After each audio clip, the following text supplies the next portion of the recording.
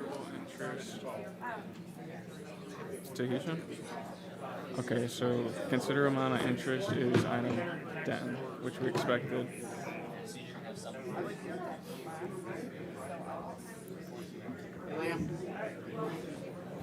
Have you There he taken is. mine yet, or are they still off? Denton. I figured.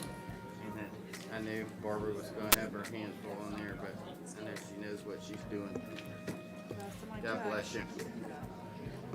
Probably the same people that signed up 2.5 years ago. Yeah. Well, people came to our company.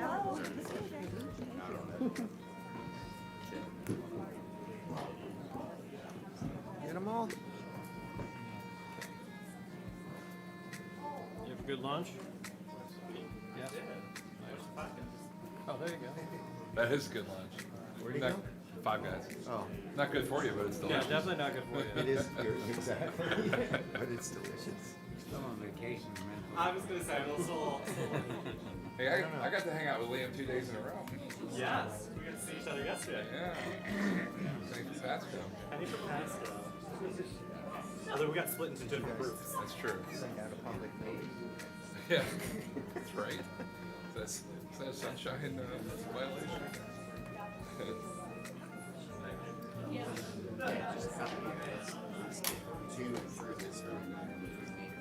Let's get this out of the way first.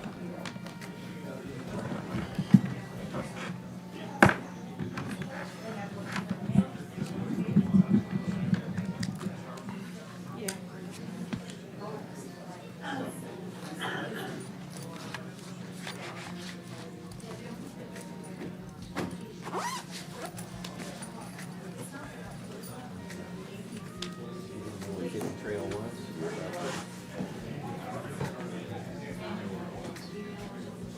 I got screwed out of a deal a while back on 80 acres behind that that I was in contract for 150 million. 80.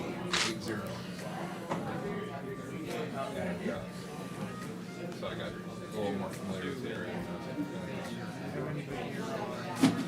I should have got an attorney involved earlier, but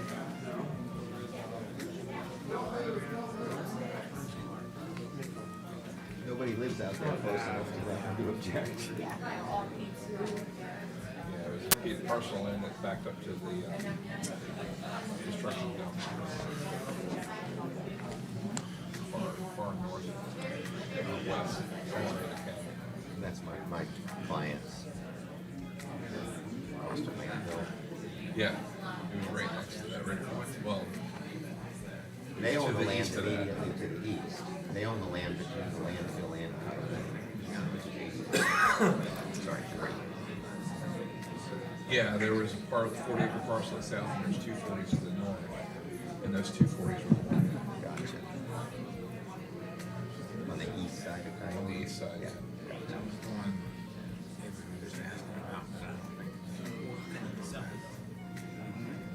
Well, then you're lucky because the county would have wanted right away out of your priorities, right away for Houston.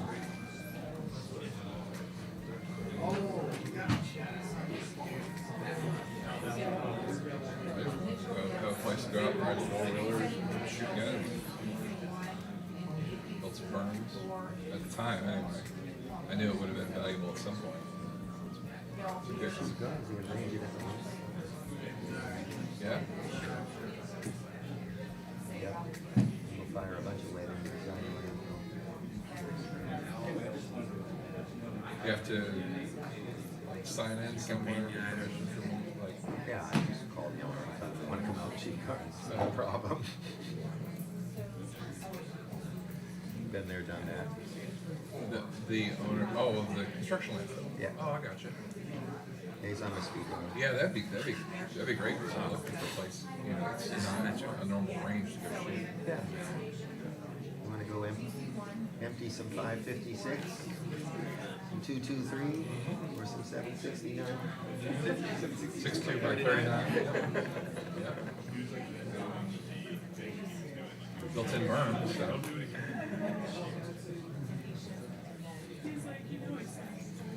I may if you think the owner would be okay with redoing it, I may take you up on that.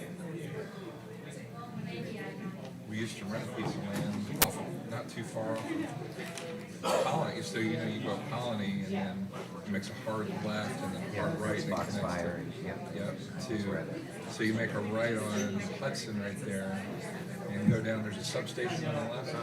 Right across from that, there was some property there. Actually, it was the Greek guy. We approved single family on that property. So it had it was 34 or 37 acres. Something like that. And me and a bunch of other folks leased it. And we had four-wheel trails out there, a few bonfires, built a berm. Oh yeah, that's where I used to shoot.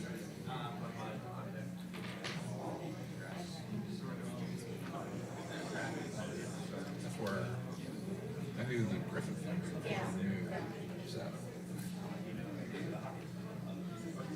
Second Amendment Club used to shoot out there.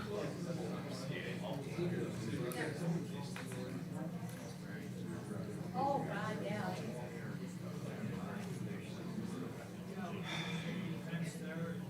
Everything must be on the consent agenda?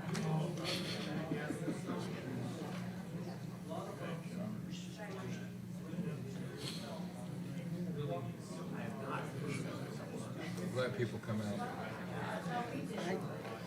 They should. You should. I know it's not the most convenient thing for them in the middle of the day. Democracy only works if people participate. In darkness, democracy dies. Yeah, no, we own the property now.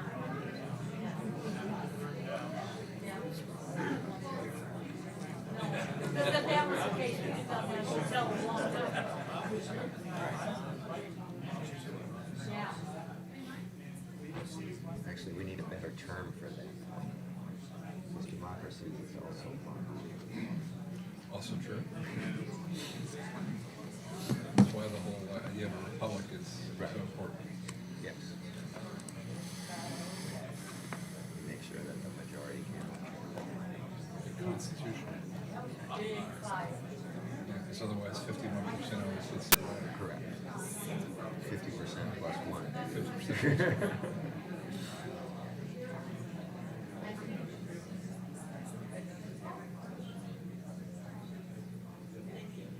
The Romans figured that out. That's why they built, created the Senate.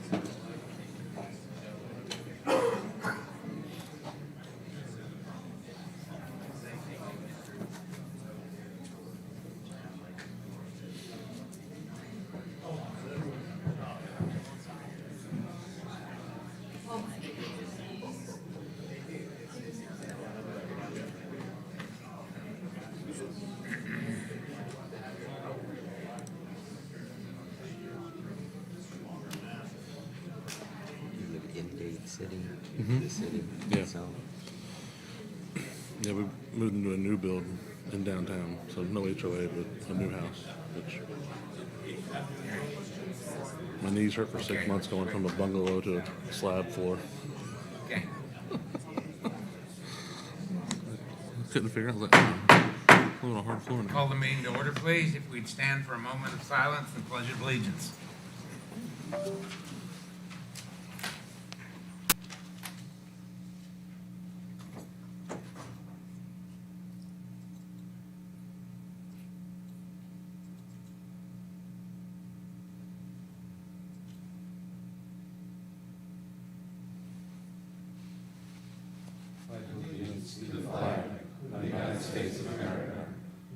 republic for which it stands, one nation, under God, indivisible, with liberty and justice for all.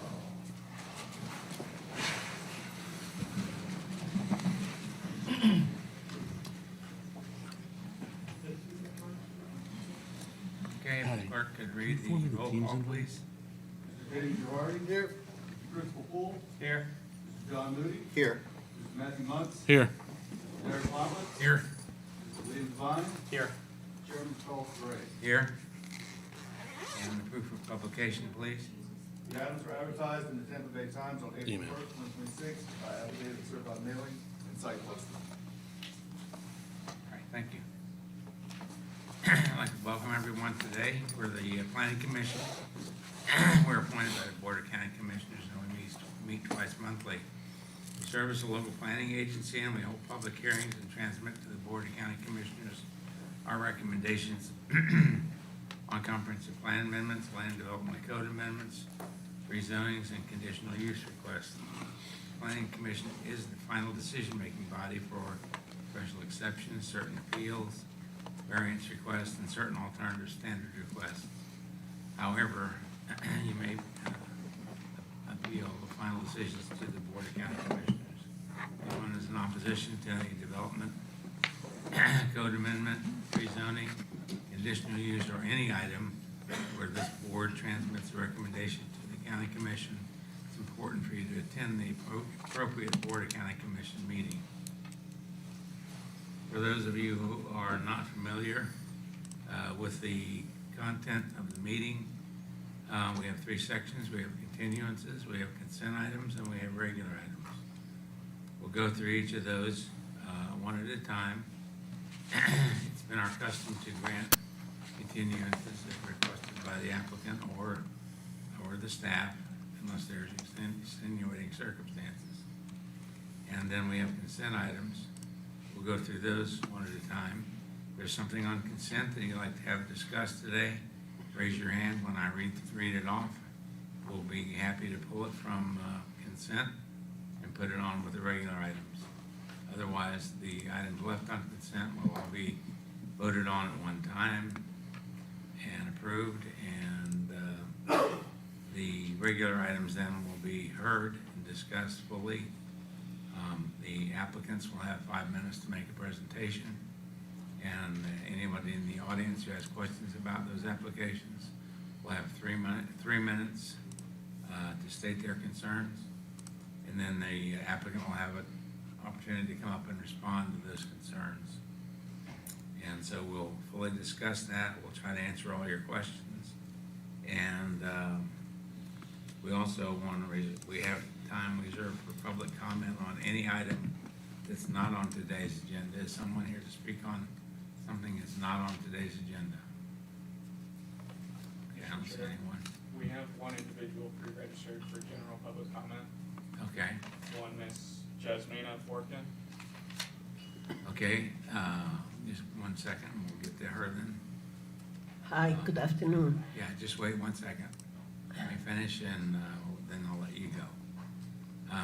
One admonition is if you have a phone, please be sure it's in the silent position so we don't interrupt anybody who is speaking and so everybody can hear. And so if anybody who plans to give testimony today, if you please stand and raise your right hand and be sworn. Anybody who plans to get up and speak. Do you swear upon the testimony about you to love God? Okay, if you give us your name and address. Jasmine Forkin. I live in Clearwater, 100 Hampton Road, Unit 203. I have 10 acres in Hudson, 14191, Family Trail. I don't know what the agenda is, but I'm trying to find out if in your plan you have designated any green spaces to be left after you finish all your development, especially on the roads that I take every day, Little Road and Hudson Avenue between Hicks and Hayes. It seems to me that every day I come, there's another tract of woods all plowed under and being developed. Is there such a thing as percentage of green spaces designated to offset all this development? And if there is, how much? And where do I find that information? I ask everybody in this building, but they send me down here. So where do I find this information? Well, you can find it on our county website. We have designated parkland that will be is restricted from development, and that is, I think it's around 21,000 acres. And So you're happy to take a look at that? I'm not, Conservation. online a lot, but I will look at that. And can you tell me now where these designated areas are, or should I just come back later? There's a big swath of property from State Road 54 all the way to State Road 52. And I think it comprises 3 different development, non-development areas, Bexley, Saranova, and Starkey. So, David, so the Pasco County Comprehensive Plan has a conservation element.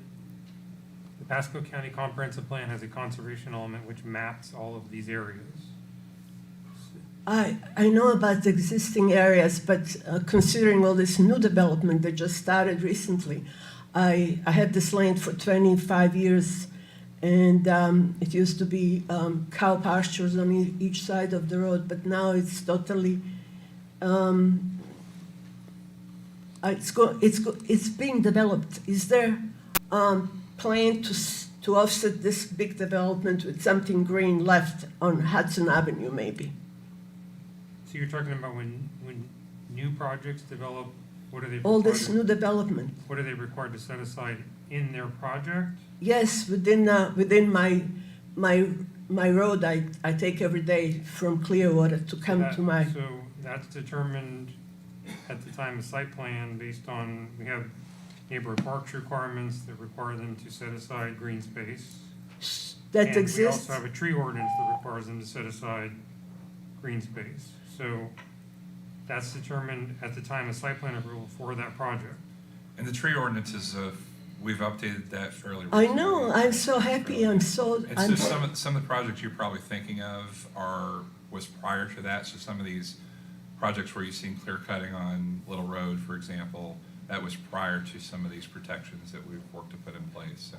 I understand about tree ordinance, I was there and I'm so thankful for it. But if this is all going to be a residential area, where are these people, kids, going to recreate? Do they have to go all the way down to Starkey, or is there something within this area off of Hudson Avenue? There's parks requirements within each development, so each development has a certain amount of space they have to allocate towards park space and green space, depending on the size of the development or.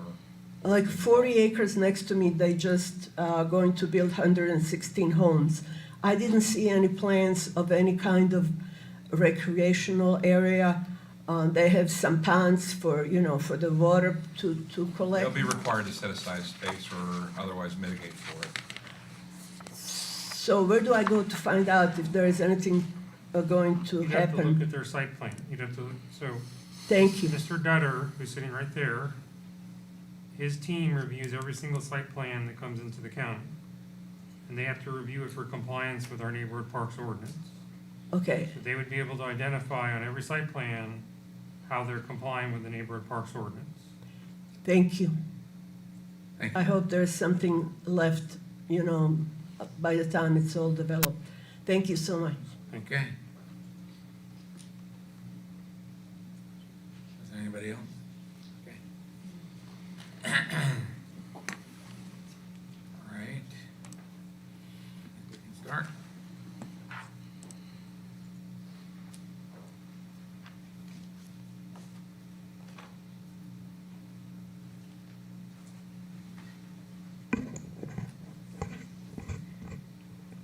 Good afternoon, Planning Commission members. I'm Kurt Syverson of Planning Development and Economic Growth. The first item is PC1, that's PDE 267892, the zoning amendment, a substantial modification in the name of Land O'Lakes 5241 by Santa Ridge Commercial LLC and SR 52 Williams LLC. This is a request from an MPUD Master Planned Unit Development to an MPUD Master Planned Unit Development District to allow for an option to develop 122 platted townhomes and associated infrastructure on approximately 76.72 acres, located in west central Pasco County on the south side of State Road 52. This is coming with a recommendation of approval to the Board of County Commissioners of the proposed substantial modification request to the MPUD with conditions. Okay, is the applicant present? Anyone here to object? Okay, see this week. Go ahead. Mr. Chair, the second item on consent, APC 3, we have received a letter of opposition and we have an individual registered to speak on the item. We ask that APC 3 is moved to the regular agenda. Okay.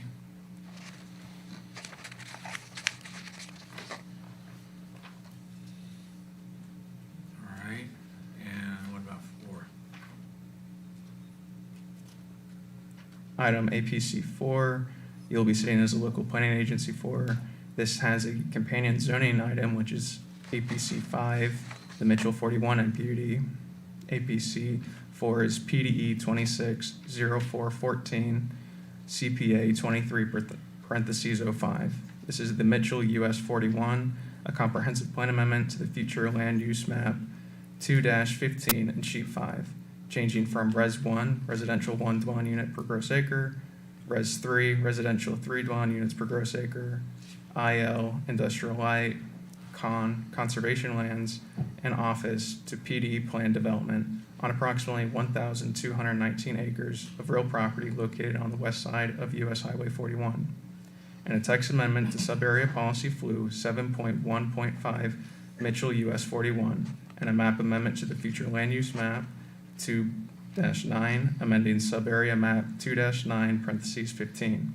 This is an ordinance by the Pasco County Board of County Commissioners amending the Pasco County Land Development Code, Section 1104, flood damage prevention, Appendix A definitions, and other sections as necessary for internal consistency, providing for applicability, repealer, and providing for severability, inclusion to the Land Development Code, and an effective date. This is coming with a recommendation that the local planning agency find the proposed amendment consistent with the comprehensive plan and recommend approval or denial to the Board of County Commissioners. You said approval of denial? I'm sorry, recommend approval to the Board of County Commissioners, excuse me. Just saying we're paying attention, huh? Yeah, that was a test. All right, is the applicant present? Anyone here to object? Okay, I see no objections. We have the companion. Item APC, APC 5 is the companion item, PD 267741, a zoning amendment in the name of Mitchell 41 MPUD by James and Dorothy Mitchell Investments LTD for a request for an AC agricultural district to an MPUD master planned unit development to allow for the development of 2,100 residential dwelling units, townhomes, multifamily apartments, and single-family detached products, 880,000 square feet of light industrial, 99,000 square feet of office and associated infrastructure in northwest Pasco County on the west side of US Highway 41 and north of Goodman Drive, containing approximately 1,219 acres. This is coming with a recommendation of approval to the Board of County Commissioners of the proposed zoning amendment request with conditions. All right. Is the applicant present? Anyone here to object? Okay, I see no one. Make a motion to approve the consent agenda consisting of PC 1, APC 4, and APC 5. Second. We have a motion and a second. Further discussion of the motion. All in favor, signify by saying aye. Aye. Opposed, like sign. All right, motion carries.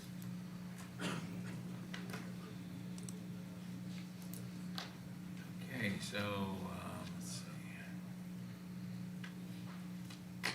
Back to ABC 3. Yes, sir.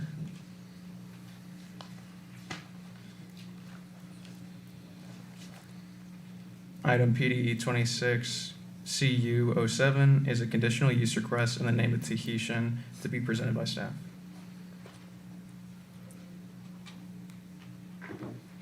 Mr. Chair, before we get started. Yeah. I'll be abstaining from voting on this matter. I'm the engineer on the project. Okay. Before you start also, and maybe you're gonna say this, so I might be jumping a little ahead here. I believe that we received ex parte communications and it was sent to the clerk's office already? Joseph Reinbold, Planning Development, Economic Growth. We did get 2 late ex partes that have been submitted to the clerk already. Okay. Good afternoon. You do. This is PDE 26-CU07. It is a Tahitian conditional use. Applicant is Shriram Investment Incorporated. Zoning of the property is C2 General Commercial District. The future land use designation is ROR, Retail, Office, and Residential.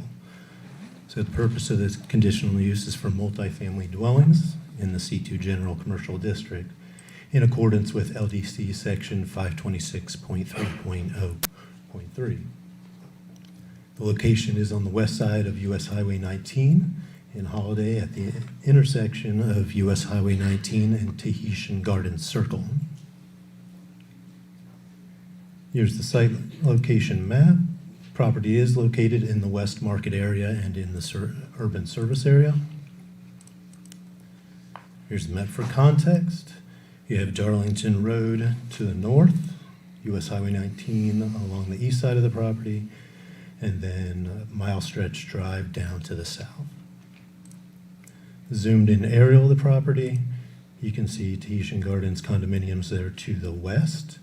You have a quick service restaurant up to the north and a charity retail store down to the south. The future land use map, there is, as said, is in ROR, and then you have residential 24 to the west. And here we have the zoning. The area is C2 to the north, east, and south. You have MF2 multifamily high density district to the west. And there's a little pocket of MF3 there just to the north, but that's actually the access drive. Subject site consists of a 148-room defunct motel on just over 3 acres. The motel rooms will be converted into apartments of various sizes. Pursuant to LDC Section 526.3.0, multifamily dwellings in the C2 General Commercial District are possible if a project complies with one or more of the following. 1, if it's defined as affordable by Florida statutes. 2, if it's vertically integrated mixed use. And 3, if it's located within the West Market area.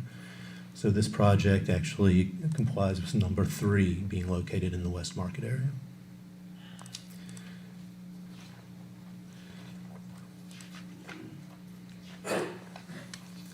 So the number of units will not exceed the maximum density that's allowed by the ROR flu, and in no case shall that number exceed 96 units. There is a proposed comprehensive plan amendment, CPA 2601, which is for ROR designated properties in the West Market area. If adopted, the maximum density allowed will go up to 32 dwelling units per developable acre. As of right now, the maximum density is 24 dwelling units per developable acre. Subject site is on an active bus route. It's conveniently located between 2 stops. There's one 500 feet to the north and another 600 feet to the south, and both of those are on the same side of 19 on the west side as of the project. US Highway 19 was identified as a conceptual trail corridor from alternate 19 north up to Sunray Drive, but there are currently no plans to design or construct that trail. There is, though, an existing 5-foot sidewalk that goes along the east side of the property, as well as the east side of US Highway 19. The buildings in the site were built back in 1969. So there is some constraints to the property, the way it's laid out. So as such, there will be alternative standards needed for the requirements of LDC Section 907 parking and LDC Section 905.1 neighborhood parks. And those will be handled at the time of site planning. This project does align with West Market Area's vision and mission, as well as the harbor's redevelopment and infill plan. Both of those look for redevelopment and increased housing choices in this area of the county. It will also aesthetically improve this corridor, which is the gateway to West Pasco.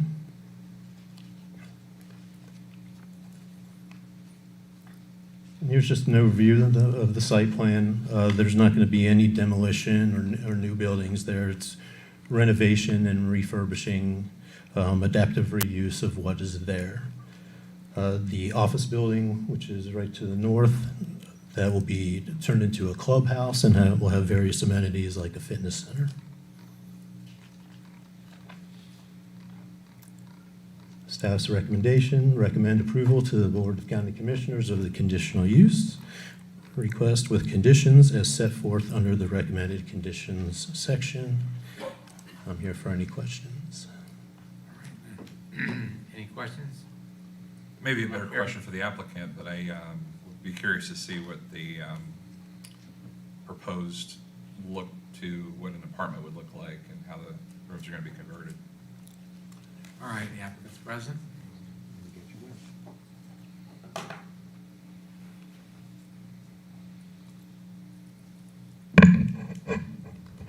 Am I allowed to click today, or am I can click? Barbara Will Heights, 6327 Grand Boulevard, for the applicant, who is the contract purchaser of this property. I'm really glad this was pulled. Really want to tell you about this project. Mr. Paulus, yes, we have the layout of the different units. We have renderings. We have all sorts of goodies in here. So let me go through and introduce you. This is going to be Harbor Point at Holiday, the Harbor Point apartment homes. I was born in 1969. I'm from the west side of Pasco County, so my whole life this has been here. When I got the opportunity to represent this client, I actually kind of begged him, like, I really want to do this because this is something different and something very needed, and I hope you'll agree after you see this presentation.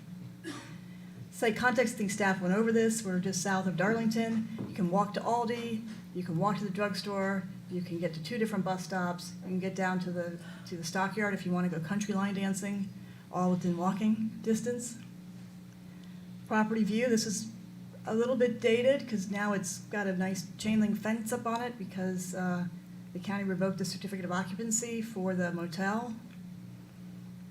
As we talked about, constructed in 1969, it's 4 buildings, 148 motel units. It has a lobby building with a restaurant and bar that closed long ago. A courtyard with a pool. It is operated as a motel under various owners until the county revoked the certificate of occupancy. I'm not sure that I even recall the county doing that before. I've been doing this a long time. And there were significant building and safety violations and the strain on county services. As you can see, 700 plus 911 calls in a 15-month period. This project will take the resources that have been spent chasing after this motel, and they can go to other projects, and my client's gonna come in and do something great here. The guest profile before the closing, transient guests, economy stay, and local residents, we see a lot of utilization of these older motels for actual housing. What we plan to do is have 96 workforce housing units. Everybody debates, like, what does that mean? As you go through this, you kind of get an idea of how this works. 45 studio units, we furnish those, 51 one-bedroom units. We've talked about the lobbies, and staff has talked about the lobby building. The green space has a really nice pool already, and we're going to add to the green space that exists, a playground and some dedicated space for a tenant park. These just kind of goes through some of the improvements. Maintaining a safe community.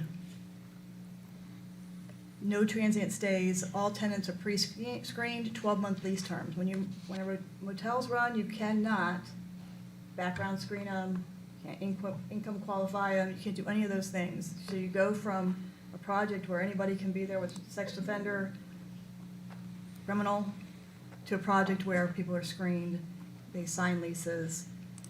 That alone is a big change. Credit checks, criminal background check, professionally managed, as you can see, third-party management company, on-site manager and maintenance, and local ownership. My client is local. Harbor Island Capital is the name of my client's firm. This is something that they have been working on. They develop attainable workforce housing for middle-income earners through adaptive reuse of obsolete commercial properties, whether it be a hotel, an office, a school. What's interesting is when you look at representing affordable housing developers, which I do, there's AMI, the adjusted median income, average median income, excuse me, and there's a lot of programs for people developing 60% AMI, 80% AMI, and then you really, there's not tax credits, there's not bond deals, there's not the same programs on a federal level available to help get these things financed. So what happens is when you exceed the 80% AMI or 60% AMI, you're out in the market for market rents, $2,000 a month, whatever it might be. What's unique about this is because we're doing adaptive reuse of an existing building, the cost is lower, so the units can be rented for lower. You can see there the adaptive reuse, the percentages there, because you're reusing, you're not building from ground up, a brand new project, you're reusing a building that was actually built in 1969, and as I've heard somebody say, like a truck. It's all block construction, so it's actually got a pretty good construction. And yes, it's been there since 1969. And then the time period to be able to get these renovations done and get people moved in. I know Chuck Lane, I've been on calls, he's now over disaster recovery funds, but he's asked the client, when can I get people moved in? There's a need for housing, and this brings that to market so people can get moved in much quicker than a ground-up project. This is the layout. If you could see that slide, maybe you can better than I can, but it just shows where these different units are. Studio, one bedroom small, how they're allocated throughout the building.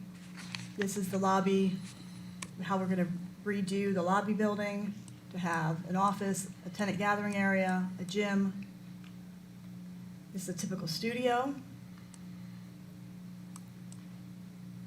The one bedroom, you can see you're taking, so if we go back for a second, you'd see that the studio is in the footprint of a hotel unit.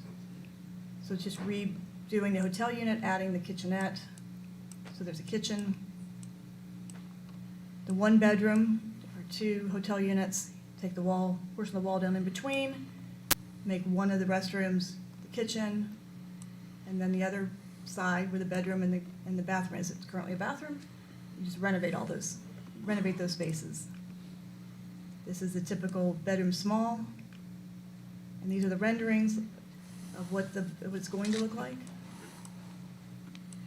You can see the landscaping is coming alive, it's cleaned up, it's painted. This view is from US 19. We're still working on what we can do along US 19, whether we can do anything. We're probably gonna need some help with FDOT to let us do these trees. Our parking is right up against the right-of-way, the existing parking. But you can see we're adding new trees, planter boxes where we have areas that have pavement, and we want to add some green to those areas. Really nice courtyard and pool. Again, just making that even more green. It's already, as I hear, it's already been renovated, so the pool area is pretty nice. So with that, adaptive reuse, something new for me. If you have any questions, John can answer them. Okay. Any questions for John? I do have a question. I attended a Florida APA conference maybe 3 years ago that presented a project very similar about adapting and reusing old motels for this exact kind of use. And I'm recalling back to that, I didn't see in the conditions, when they presented that at the Florida APA conference. It's actually in Orlando.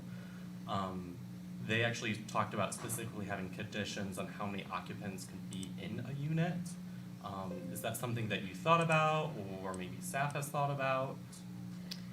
I think my client might be able to answer that, how that works. Okay. Would be beyond me. If you want to come up and speak, we need Yeah, you to come please. up to the microphone so we can get it on record. Can you please just give your name and address? Sure. Chris Clabby, I'm the managing partner of Harbor Island Capital, 14549 Mirabel Vista Circle in Tampa, Florida. Happy to hear that, take an interest in these, and these projects vary, so I can't speak specifically for that project. Some of these hotel conversions are one for one, and they're truly affordable housing at the lower end of the AMI. These will be apartments, and we follow HUD guidelines, right? So studio is typically one person, and then one bedrooms are, I don't know how you do it, 1.5. But those are the limitations that we do on that. So we find that we have either single individuals or couples. Okay. Thank you. Yep. Any other questions while I'm up here? I was gonna ask about parking, but I don't know who's, that's best directed towards. Go ahead. I think That's, we'll call you back up with you. Thank you. About the parking.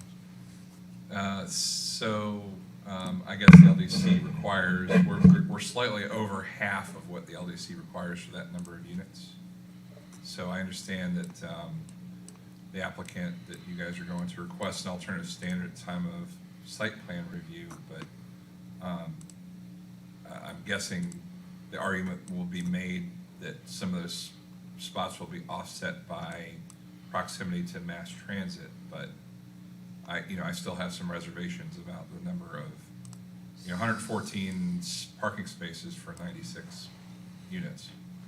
So, as you heard from the developer, first off, the majority of the units are studio apartments, which are limited to one person. So it's not likely that an occupant of a studio apartment will have more than one vehicle. The majority of the one-bedroom apartments are anticipated to be occupied by single residents, all right? And then we also have proximity to transportation services. And there's an affordable component. We didn't talk too much about that, but 50% of these units are reserved for people making 80% of the AMI or less. So it's likely that some of these folks will be regular users of the transit system rather than drivers. We will have somewhere around 100 to 110 parking spaces after things are complete.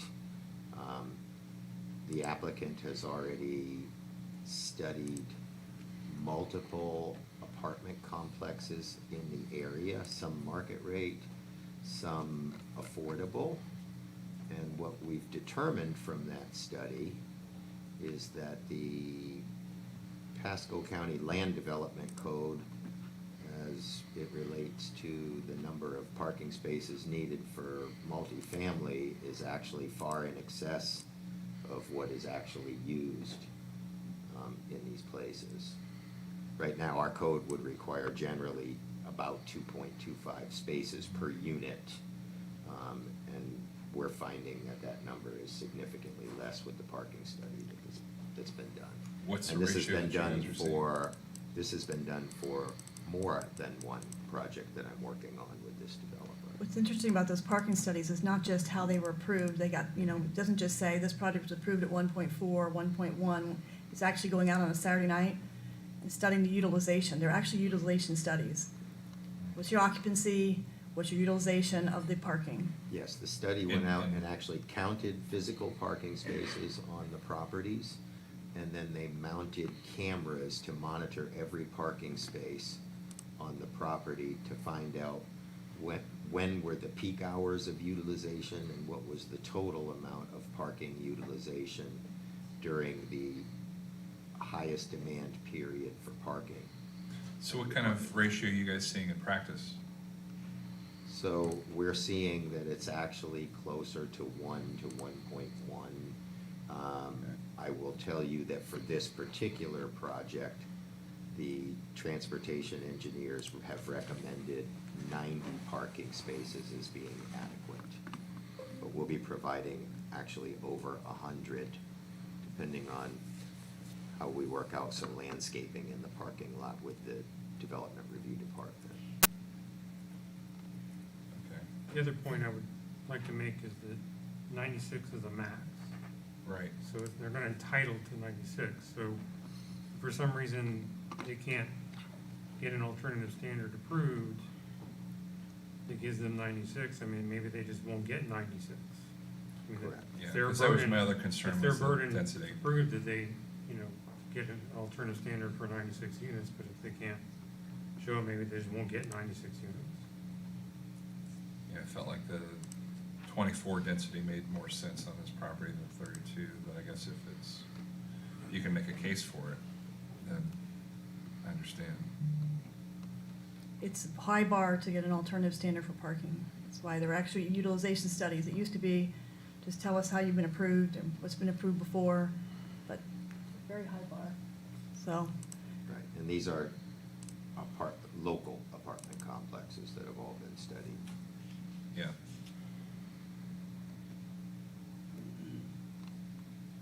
All right, that's all I had. If anybody else has any questions. thank you. All right, do you have any public comment? We have one individual pre-registered, one Miss Margaret O'Brien. Okay.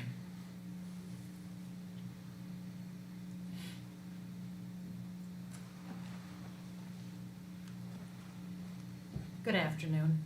My name is Margaret O'Brien. I live at 4336 Tahitian Gardens Circle, Unit H as in Henry, in Holiday. This hotel is our neighbor.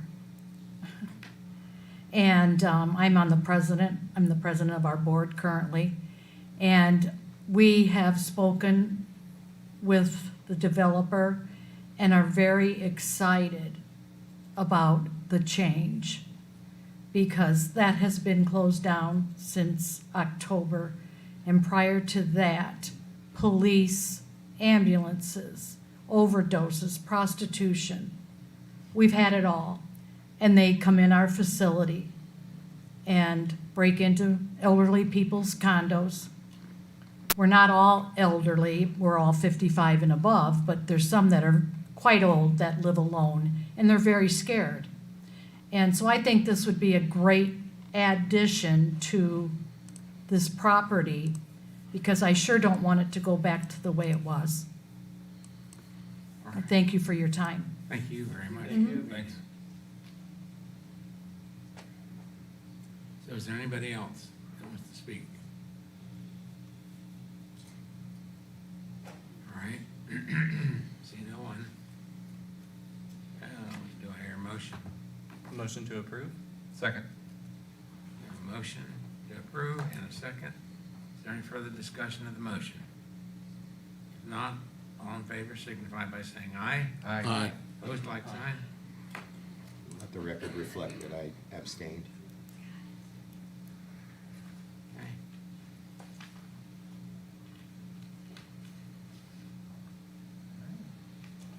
You're still in the hot seat, Barbara.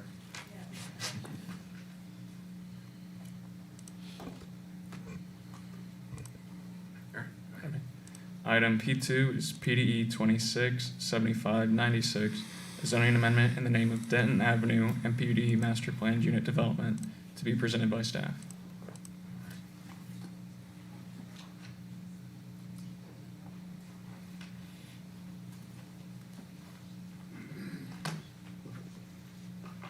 Good afternoon, Planning Commission members, William Vermillion, Planning Development, Economic Growth.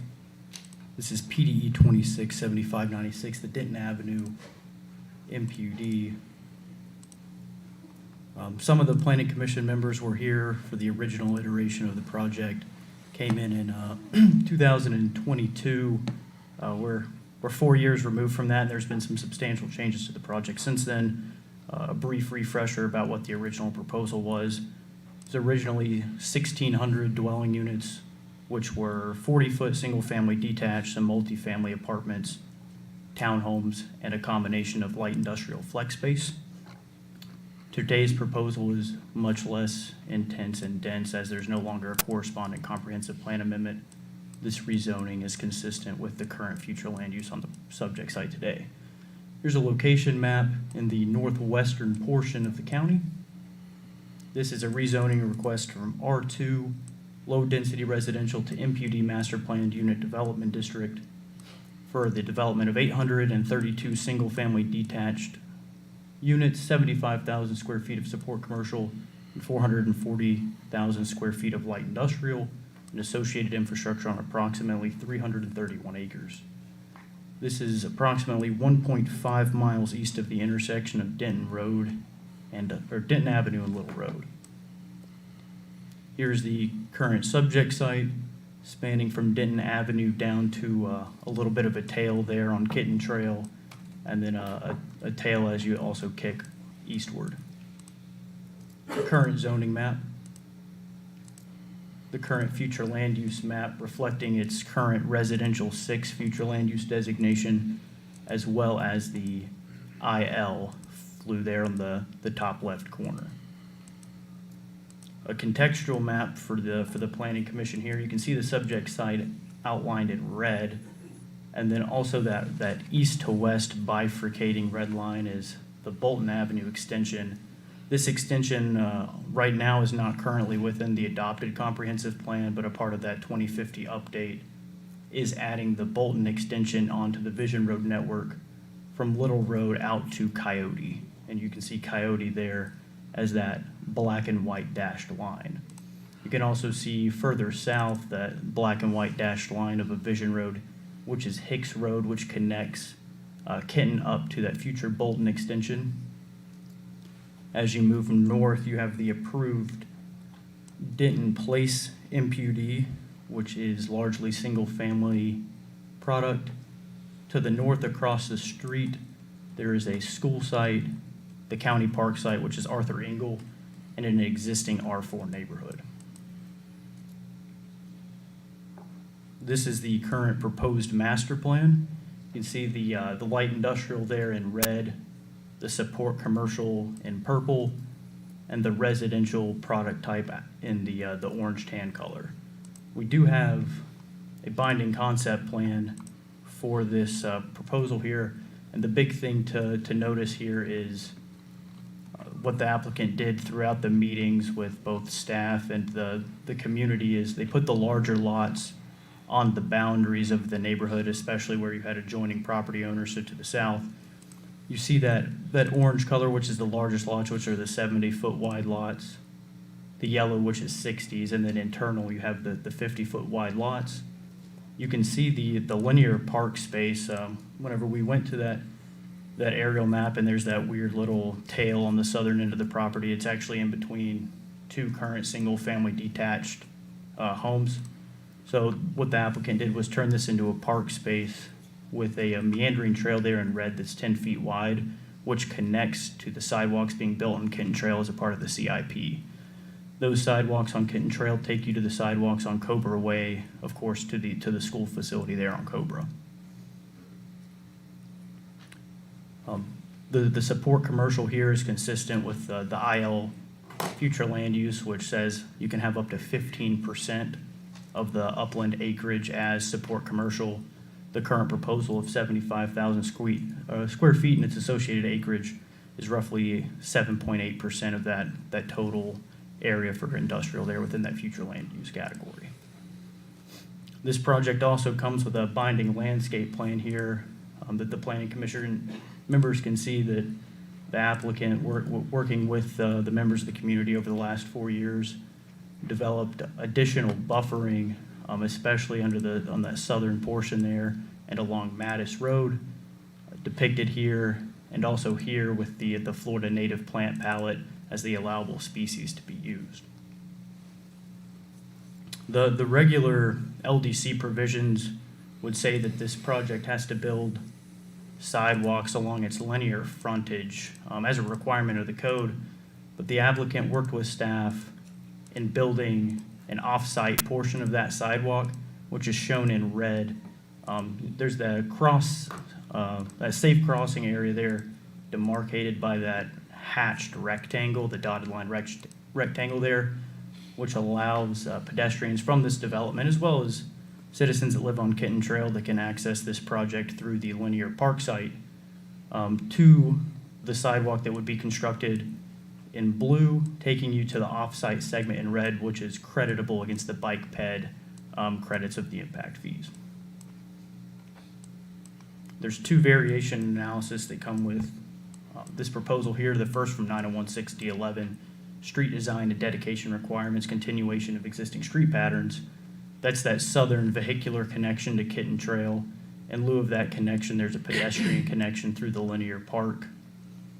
And from LDC section 8056, restrictions on post development wetlands and upland buffers. This is for non-residential parcels under single ownership to maintain their common space and not have to establish a CDD, HOA, POA, or likewise. This comes to you with a recommendation to recommend approval to the Board of County Commissioners with conditions. I'm available for any questions. Did you say the existing zoning was R2? I misspoke. It was AC. I actually showed it on the map, and it reflected AC. I don't know why I misspoke. There are two. It's And the AC. future land use is IL and Res 6? Yes, sir. Any idea how that came to be? I mean, it's in a sea of, it's like it sticks out like a sore thumb. It's in a sea of Res 3 and public, semi-public. I understand the public, semi-public with the county wastewater facility next door, but just trying to figure out how did we get Res 6 plopped in the middle of a Res 3? I don't have any knowledge off the top of my head, but I can certainly look around to see if there were any comprehensive plan amendments to get it to Res 6 and IL. Okay, that'd be helpful. The southern pedestrian connection through to Kitten Trail, is there a proposal there to also have emergency vehicular access? No, sir, just the linear park and pedestrian connection. Both functional access is required by the code for this amount of ERUs are both to Denton Avenue. They have two functional access to Denton Avenue on the north side, as well as the east-west connection that would be made with the extension of Bolton. The applicant is dedicating right-of-way and constructing Bolton as needed for its side access, and then barricading Bolton there on the ends to prevent travel to Mattis until such time as the road is punched through to Coyote pursuant to the New Vision Road Network, or until Mattis is brought up to county standards. Yeah, I understand. It's probably gonna be a little while before that gets built though, so. That's what I was wondering, just from functionality standpoint for emergency access. You know, I understand there is two accesses to Denton, but. And Terry just gave me clarification, the future land use has been there since 2006, both the IL and the Res 6. So it's not an original, it was amended at some point? Yes, sir.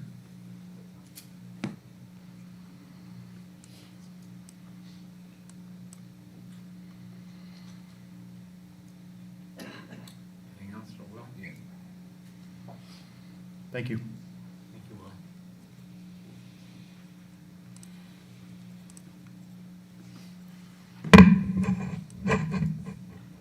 Barbara Will Heights, 6327 Grand Boulevard for the applicant.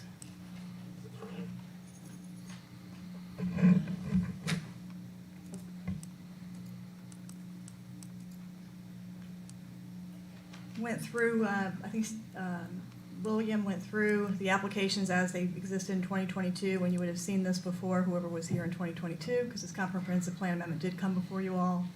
And then the MPD application, got the entitlements that were requested at that time, the lot sizes, the type of product, the non-residential, and there was vehicular access to and from Kitten Trail at that time on our plans. Our current application has changed. Not only has the year changed from 2022 to 2026, 4 years later. And by the way, there was a pause. As you saw in your packet in 2022, There was 114 pages of objections. It's a lot. So we stopped, we paused the project, and re-put the project back together, a different project. We withdrew the comprehensive plan amendment and followed the comprehensive plan that the county had put in place on the property. We changed from the 1,462 single-family homes and apartments and townhomes to the 832 single-family detached homes. They're all just single-family detached homes now. 60 and 70-foot lots along the perimeter, no 40s, no apartments, no townhomes, 2.5 units per acre, so it's not anywhere near 6. As we mentioned, the current land use designations in the property allow a maximum of 1,462 homes. We have enhanced landscape and buffering plans, which you'll hear more about. Our non-residential is right in line with what the county's IL land use designation dictates. No vehicular emergency access to or from Kitten Trail. That's with working with the neighbors and their requests and concerns. And if you've looked at the 114 pages of comments, that was a common comment that was received at that time. Passive park on that property. We worked out all the details of that park, and we'll go over some of those details as we worked with the neighbors. And as Will had mentioned, the county does have a fully funded under construction sidewalk project. It starts a little bit east of our project, and then it runs west to the schools and ultimately to Hicks. And it runs back, which, you know, if you caught what Will said, is not only are people going to go that way to school, but people from school can come through this project and get up through our project and safely to the park, which they don't have that safe passage now. And we added, on my client's dime, an enhanced, one of the lights where you hit the light and people can travel across Denton, so they can get across Denton. And then as you saw what Will had mentioned about, we'll go over what we're doing regarding the sidewalks in the area to make the passage even safer, not only for the folks from our project, the kids from our project, but also anybody from Kitten Trail, and there's some folks from the east that the sidewalk is important to as well. We'll get on some of those details. We held 4 neighborhood meetings. Pursuant to the code, neighborhood meetings are not required, but we held 4 of them in 2025. We did 3 of them fairly successive, 7/6, July 6th, July 23rd, and August 6th. And then you'll see there's a gap, and we did a 4th one. We promised the neighbors at our 3rd meeting that we would come back and show them the changes and answer questions that we weren't able to answer at the first 3 meetings. Something I haven't seen clients do before, and during this pause in between August and December of last year, the client engaged WRA. Joe Simino is here. He's our project engineer to do a grading plan.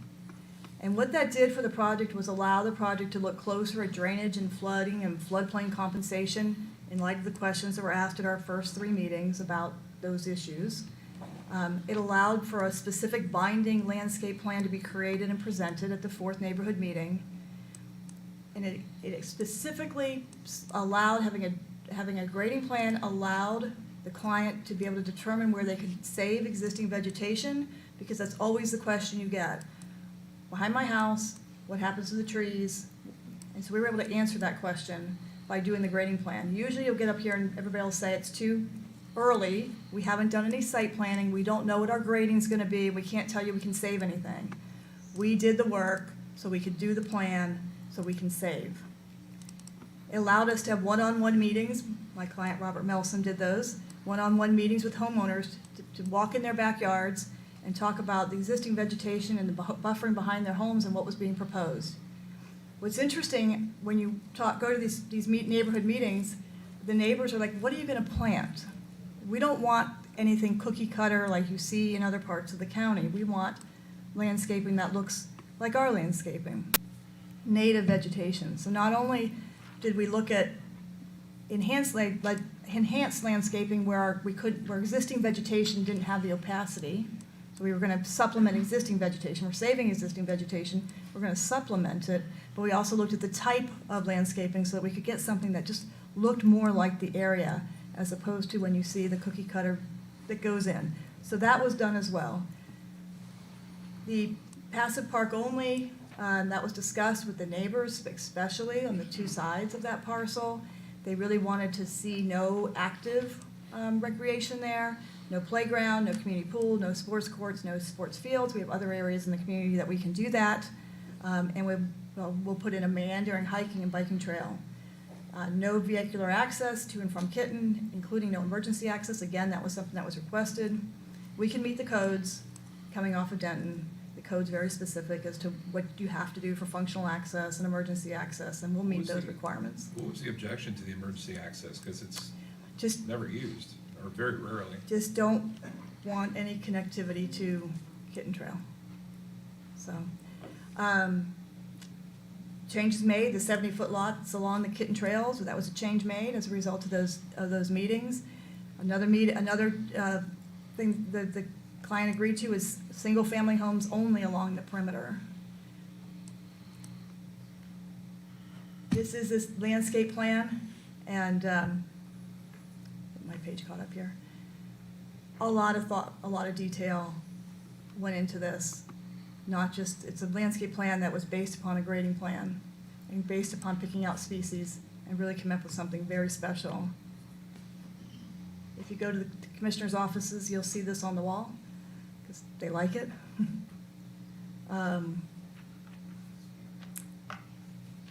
All native species are what we're talking about planting. Even the care here as to what, so that you could answer the question, or Robert could answer the question when he was meeting with neighbors, what are things going to look like? If you can see the details on this park, you'll see that there's a commitment that the existing trees will remain within this passive park area. That was important to the neighbors. Can we keep the trees? So we're going to meander the 10-foot path through those trees, and you see that noted on our binding plan.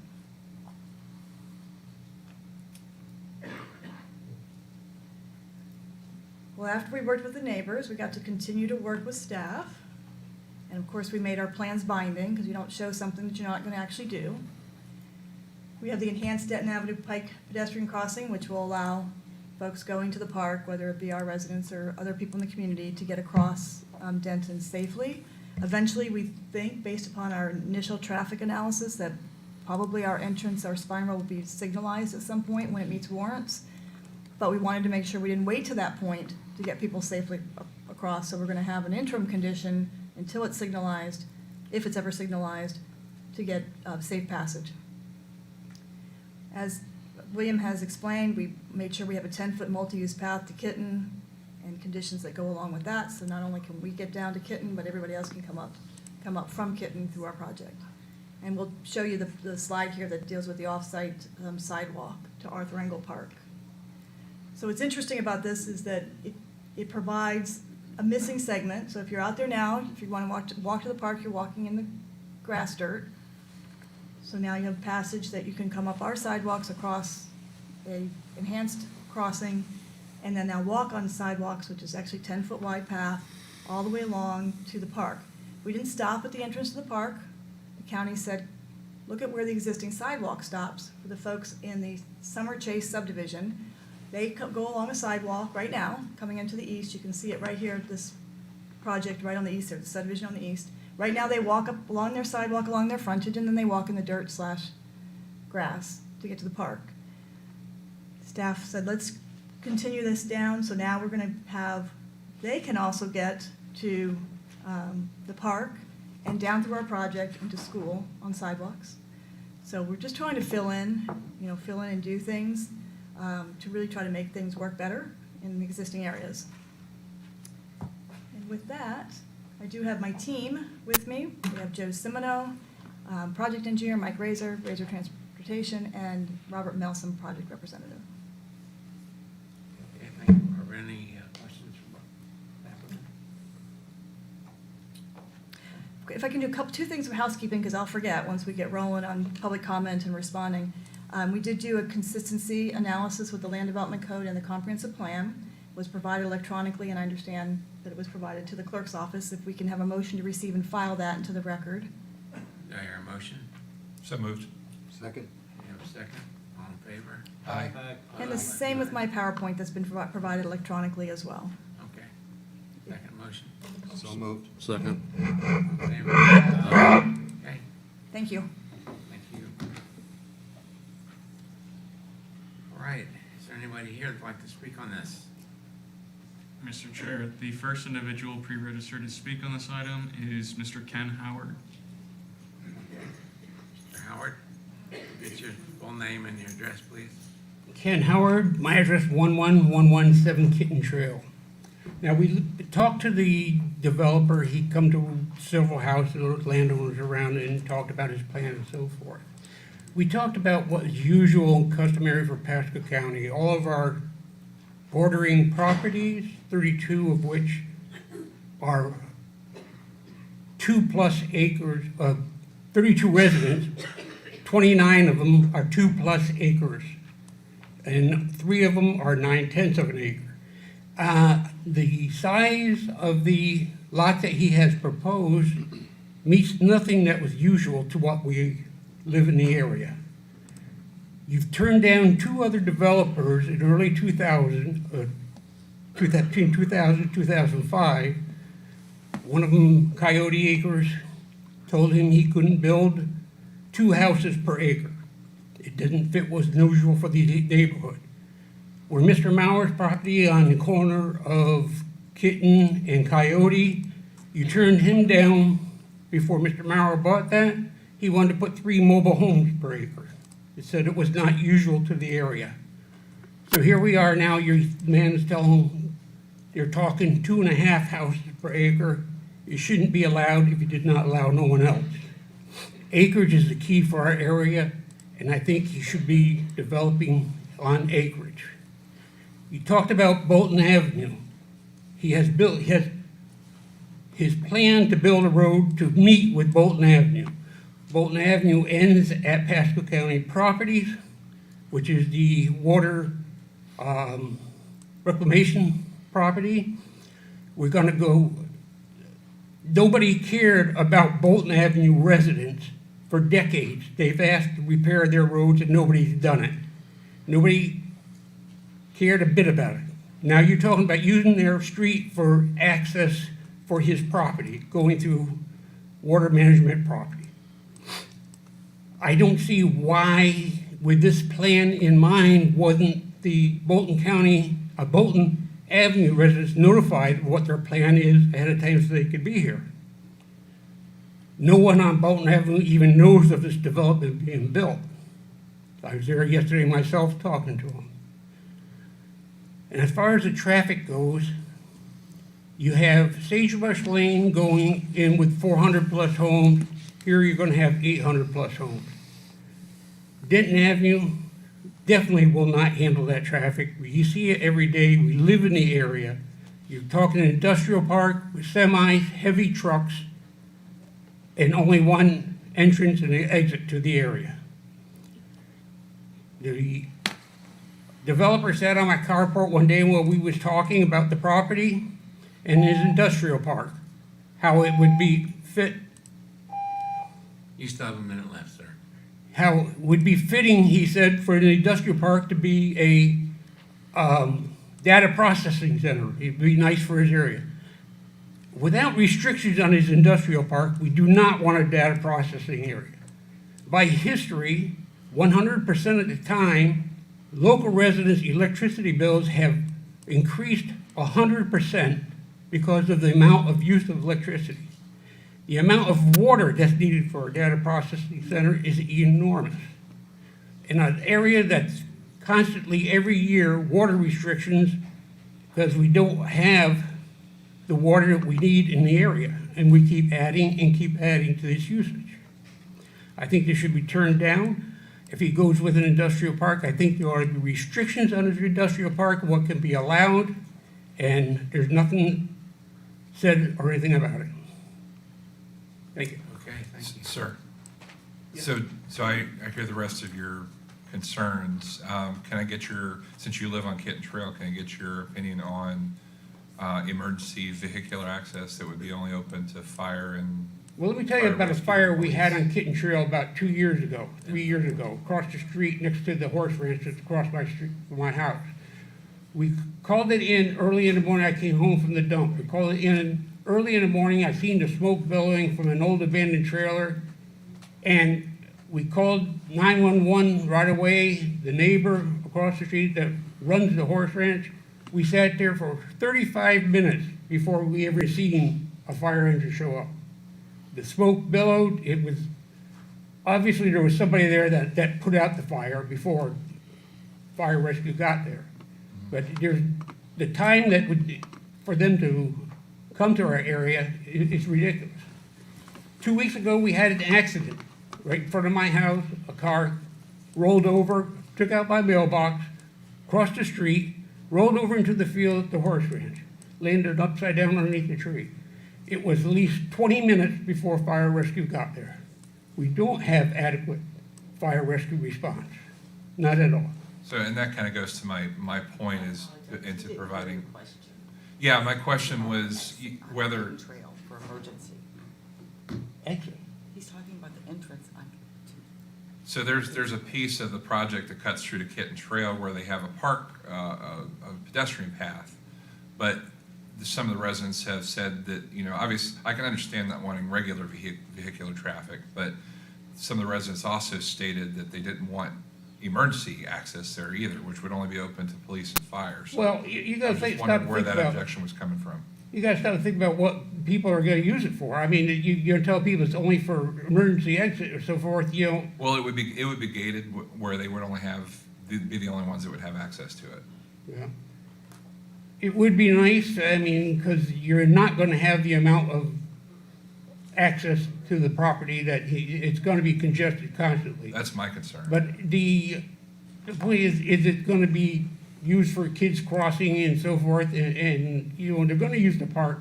You got kids down by the park now at Veterans Park, they're crossing everybody's properties to get to the park. You know, it's aggravating for the local landowners, and we just don't want the aggravation either. Yeah, the existing proposal already has the pedestrian connection, but that's why I wanted to hear your, what your take was on having an emergency vehicle connection there that was only reserved for emergency. If it don't get abused, I wouldn't be opposed to it, but you know how things get abused. Can we get an aerial photograph up there? I'm sorry?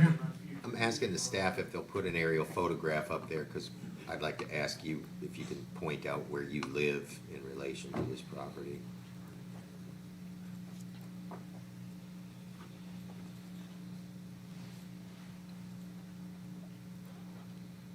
You said you lived on Kitten Trail. Yes, sir. Where that point that the property touches, it connects with Kitten Trail, the second lot to the left of it. Got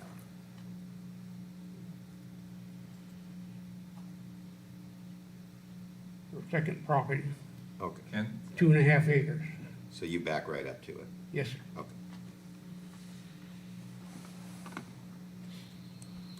Any other questions? Okay, thank you, sir. Hey, Next. Mr. Chair, the next individual signed up is one Miss Tracy Lowe. Okay. Will you get your name and address, please? Yes, my name is Tracy Lowe. I reside at 10408 Kitten Trail. And you've been sworn? I've been sworn, yes, sir. I'm here today to emphasize the importance to keeping all external connections off of and away from Kitten Trail. As submitted by New Strategies Holdings, our current infrastructure is presently failing and was built for AR and AC zoning, not high-density developments. I would like to respectfully remind this Planning Commission of 3 things. One, of the drone footage emailed to you this past Tuesday and to the County Commissioners on September 19th, 2022, illustrating the highly dangerous traffic congestion at the school's entrance and exit on Kitten Trail. 2, the tragic death of Miles Farango, the 15-year-old student who was hit and killed on Kitten Trail simply riding his bike to school. And 3, the timing and phasing analysis completed in 2021 for the same project identifying roadway failure at the intersection of Hicks and Kitten. If we need another access, Bolton Avenue is a more logical choice for an external access connection than Kitten Trail. Bolton will be a direct connector to to both Little and US 19. Kitten dead ends into two different roads. The commission and the county are aware of the safety and traffic concerns of Kitten Trail, as illustrated by installation of streetlights, school zones, and upcoming construction of sidewalks. However, this does not address the influx of traffic, the inherent dangers of this traffic, and the safety to both our residents of Kitten Trail's 122 adjacent rural properties and its 3 schools. I would also like to emphasize that this MPUD violates Land Code 522.2, blending of densities, and 522.4, developmental standards. Lot sizes of 50, 60, and 70 feet wide with 10-foot setbacks and 15-foot buffers of immature landscaping are not compatible with the 32 adjacent homes ranging from 0.92 to 40 acres or the surrounding area that consists of hundreds of homes on multiple acres. I ask this commission to consider how does 4 to 6 homes 35 feet away from a multi-acre rural property preserve the integrity of our rural community. Now imagine multiplying that 31 properties bordering this development. How is this compatible with the surrounding area's use? How does this preserve the integrity of our rural community? It simply does not, and it's simply not compatible. I would also like to emphasize the need of an enhanced crosswalk for this proposed 10-foot meandering trail accessing Kitten Trail.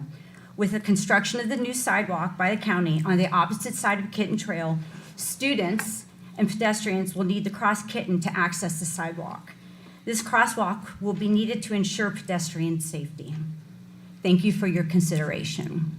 Can I ask you a question? Could you repeat the code citations you said that were problematic? 522.4 and 522.2. Thank you.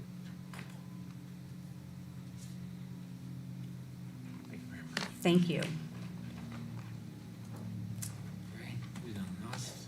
Mr. Chair, the next individual is one Mr. Tim Lowe.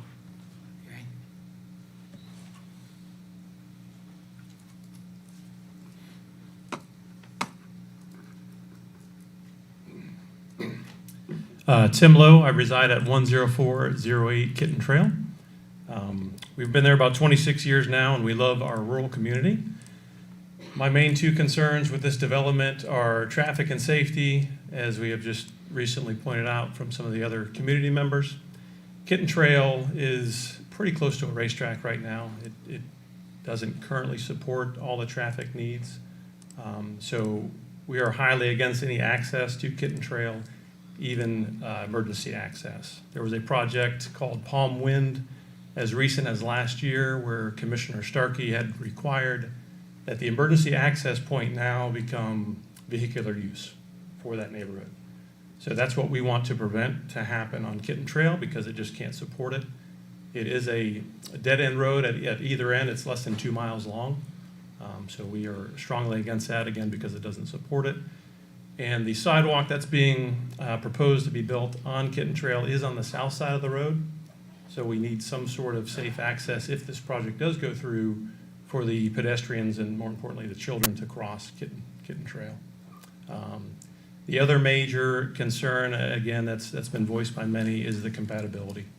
We've got a very large tract of land. It's beautiful, and I do commend the developer. They've made a lot of improvements since the start of this, but we're still looking at 300 acres.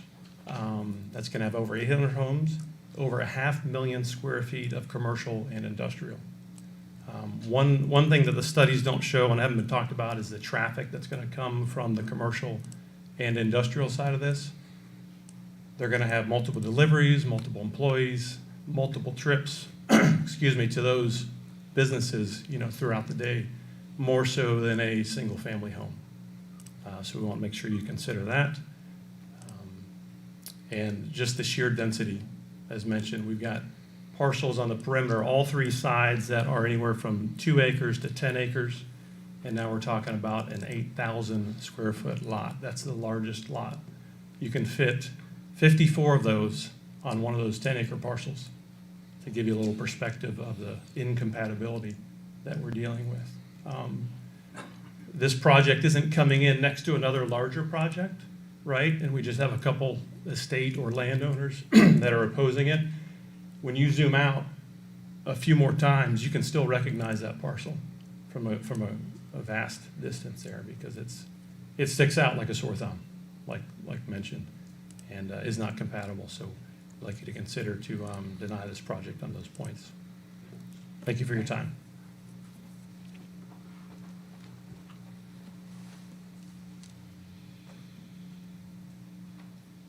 The next individual is one Miss Cindy Hennick.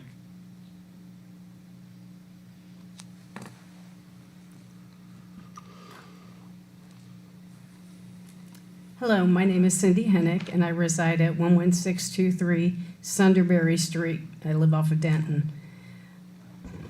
Denton is already a racetrack. And I mean, I walk it every day to the park. It's wonderful to go to the park and everything, but there is so much traffic. They're already building, 300 or 400 units down on the right side, on my side of the street, farther closer to Littleton. And now you want to put in 832 homes on the left side of the street. Denton can't handle that. It's a 2-lane street. There's just no way. And it just is going to destroy the beauty and everything to the area that all these people are living in. So that's all I want to say. Thank you for your time. Thank you for coming. The next individual is one Mr. John Hennick. Hi, John Hennick. I reside at 11623 Sunderberry. And that was my wife as well. I think she missed out the opportunity there on the water. I mean, there's always a water issue, Pasco County. We're already on restrictions. I know there must have been some kind of study or research on that. But that's a consideration, because I oppose this as well. The second thing is the traffic on Denton. I mean, it's all going to be funneled on Denton. There's only 3 east to west major arteries: Hudson, Denton, and then commercial up in Spring Hill. All of that traffic, I mean, is going down there to the dump, the county dump. We already have an extreme amount of traffic on there. It's a racetrack. People are getting hit on there every day. Rollovers right in front of our development. There's no stop signs. There's no street lights. It's a racetrack. So take that into consideration. I oppose this development. Okay. Thank you. Thank you. The next individual is one Miss Sue Bolton.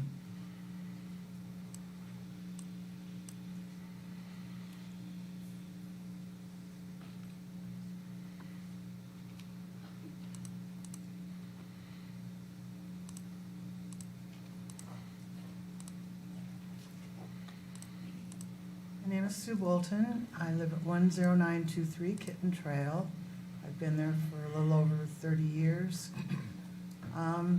I have several concerns. One, flooding. My property is very low. When it rains, when we have big rains, my side yard fills up.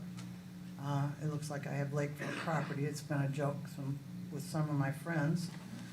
I'm very low there. I am 2 houses, I'm the second house from Dennis Drive, which backs up to it. Another problem that I find is the traffic. Kitten Trail is unbelievable. I have stuff in my front yard all the time because of people traveling to the dump and it falling off of their trucks or their trailers. Another concern I have is the schools. We had one meeting where it was questioned, what are the schools gonna do about the kids that would move into this development? And the comment was, that's their problem. I worked for the schools for over 20 years. I drove a school bus for most of that, 10 of it, the last of it, I was a supervisor. And we have a terrible time getting drivers, and we have to go out and figure out where these kids can be safe walking to a bus stop. And I guess those are my concerns. Thank you for your time. Okay, thank you very much. she brought up another concern I had as well, about these schools. Well, I was going to ask Liam, maybe if you may have some information on this, because I understand in the application, it looks like Hudson Primary Academy with the projected enrollment with this project would go from 86% of capacity to 112% of capacity. So it looks like Hudson Academy and Hudson High are still going to be within capacity with this development, but we'd be over capacity on the elementary school. So do you have any thoughts on that, or? So, yes, you do have to keep in mind that there are other school options that people take advantage these days. So not necessarily all of those kids would be going to that school. That's something we monitor regularly. There's definitely space at those campuses, so if expansion needs to happen, that's something we could take a look at. But we do monitor that very closely. Yeah, because it looks like all three of them are only at about between 81 and 86% capacity at the moment. So. All right, thank you, Liam. Thank you. Thanks. Thank you very much for coming. Who's next?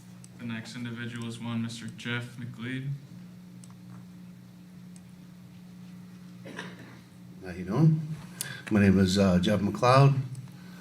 Live at 12550 Kitten Trail. I oppose this mainly because of the acreage part of it. I got 4 acres out there. When I first bought the property 30 years ago, it was because of the horses and all the farms and everything. And now you want to stick 3 or 4 homes in one piece of property or 1 acre, and it's just not right. But it's also the schooling. Now, just like she said, you got enough room for all these people, and the traffic. The traffic is just horrendous.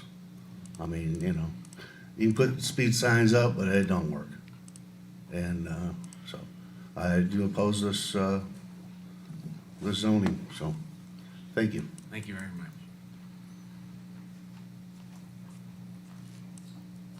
The next individual is one Miss Sherry Howard. Good afternoon. My name is Sherry Howard. I live at 11117 Kitten Trail. So first of all, I'm just going to say I agree with everything that everyone has said. I oppose this vehemently. Mostly the lot sizes. I would love to see larger lots, acreage lots actually. And talking about the Kitten Trail, even with the sidewalks, Kitten Trail scares me. We have cars rolling through our ditch. We have cars rolling down the road, cars and trucks. It's crazy. I get passed on Kitten Trail pretty much every day that I come home because I'm doing the speed limit, even in the school zone.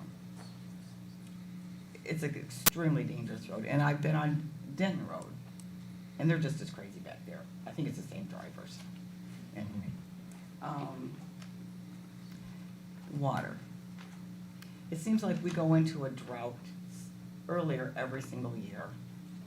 I don't know where our water comes from, and you all just keep approving more and more large lots like this, developments like this. It's extremely scary. And Bolton Avenue.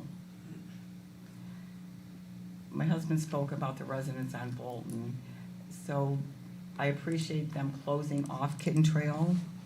The cars won't be coming out that way, but I think it's extremely unfair to the residents of Bolton to make them pay the price. Thank you. Thank you.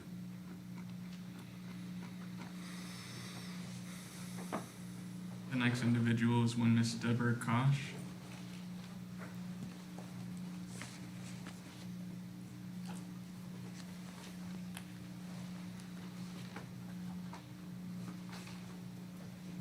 Hi, my name's Deborah Kosh. I live at 11241 Kitten Trail. Our house is directly the other side of the walk-through park area. We originally chose to live on Kitten Trail for the acreage. We love the quiet, the agriculture. I agree with what all the other neighbors have said and greatly oppose this. We're concerned about water, we're concerned about the traffic, and also the sidewalks. If they do go through and approve, that there would need to be a sidewalk on the side of where the park is to keep everything safe. And that's it. That's it. Thank you for your time. Thank you very much.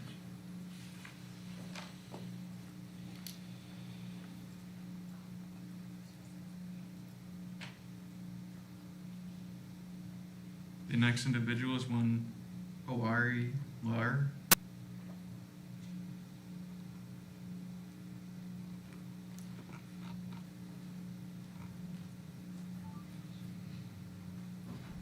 Hi, I am the mother of Deborah Lau and Bonnie Koch, and they chose this piece of land because they thought it was country, as most all of these people did. Now everything is going to be taken away from them. There's going to be busier roads. There's going to be a huge subdivision in there. The water, forget that. There is not enough water to go around. And I have so much concern for these people. I really do. It's not going to work. Just because of the money, it's not going to work. That's it. Thank you. Name and address, yeah. Name and address for the record. Can you state your name and address for the Yes, record? my name is on there. Can you just say it, the clerk's office needs it? Oh. Thank you. My actual address is 6450 Juniper Road, Port Richey. And we also have a lack of water. And your name, ma'am? My name is Hillary Lauer, Lauer. Thank you.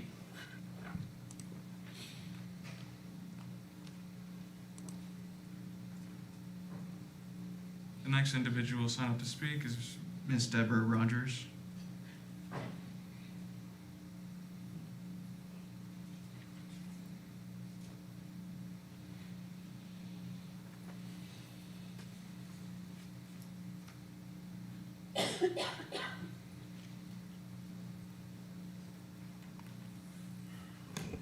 Good afternoon. My name is Deborah Rogers. I live at 10311 Kitten Trail. And as everyone else has stated, I have a lot of concerns. I have concerns especially with the traffic. My home is almost in front of the school, and the traffic that comes out of there is ridiculous. I've been here since 22, so only 4 years. And in the 4 years that I have been here, the traffic has multiplied unbelievably. Because of, unfortunately, that young gentleman losing his life, they put up the caution lights, which are not even being adhered to as it is with the traffic that comes through there. And if we have additional traffic coming in, then it's even going to be worse. As far as the schools are concerned, I know that you said something to the effect of only 86%, but you also have other developments going in that are also going to be affecting these schools. And with that, and with these homes coming in, again, we could potentially have even more traffic with younger children driving to and from school, or their parents taking them, which is what happens a lot, which I see throughout the Pasco County as it is. Again, like I said, I don't originally come from here, but I do see that a lot of parents don't even use the bus transport. They actually take them, which just multiplies the amount of traffic that's on there. I myself have almost gotten hit multiple times just even trying to go into my yard with my directional on from people passing. They think that it is a straight raceway, and I am surprised that more people have not, unfortunately, either got into an accident or lost their lives. My other concern also would be the water situation as well, because I know that we get bans on water. And you have, again, all these multiple developments coming in, and they are, assuming, are definitely going to be taking from our water sources. we moved out here also, as a lot of other people did, because we wanted the acreage. You know, we have animals. I originally come from a larger acreage farm, and I wanted to come out and be in the country again. And now you're opening it up to have like 3 houses on 1 acre lot. Everybody on Kitten Trail moved to Kitten Trail because they wanted the acreage. They wanted the country living. And now you're proposing that this development is gonna come in and take that away from us. Again, I am opposing just as well as everyone else speaking prior to me. I really do not want this development going in. Thank you very much.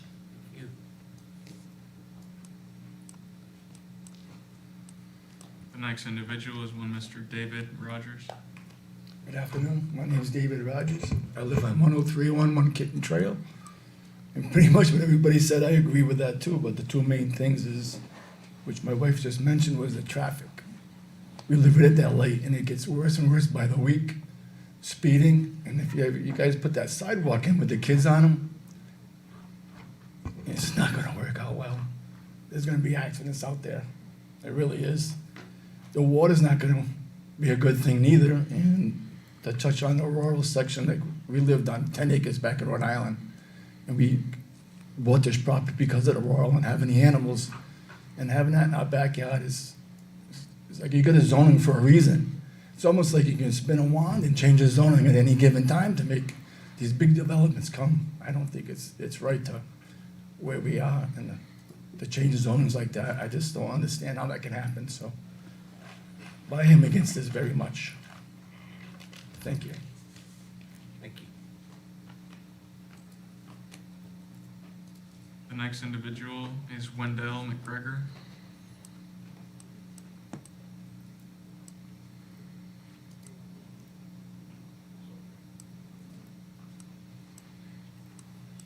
The next individual would be Jim Laddle.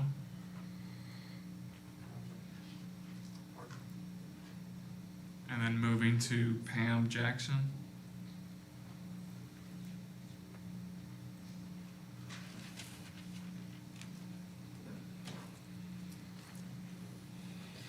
Good afternoon. My name is Pam Jackson. I live at 17814 Meridian Boulevard in Hudson. It's just north of this development.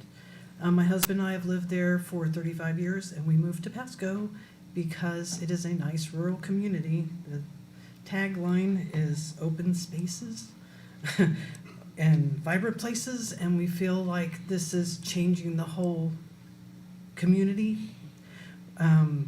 I'm a realtor and a broker, and I understand development. I feel like there are cycles that happen in real estate, and there was a huge demand because of COVID. The developers came to meet the demand, but there are so many developments that have already been planned and put into place that I feel like this is an additional and overdevelopment now, and we're gonna end up like the car washes and the storage units. Everybody's come in and done these things that there was a need for, but there's a limit to where it needs to go. And I feel like we've met that limit. And again, water shortages, how are these people gonna end up with any kind of water? I'm on a well, and I'm very concerned that my water supply is gonna run out because of these new developments that are going in. There's all kinds, if you go down Hudson Avenue, there's new developments. If you go down Little Road, there's all kinds of developments.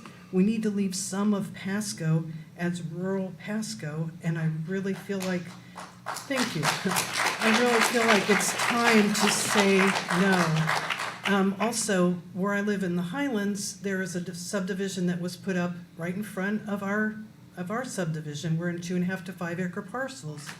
There was an agreement that there was going to be a 20-foot buffer between our development and the new development. They went in there and they mowed everything down.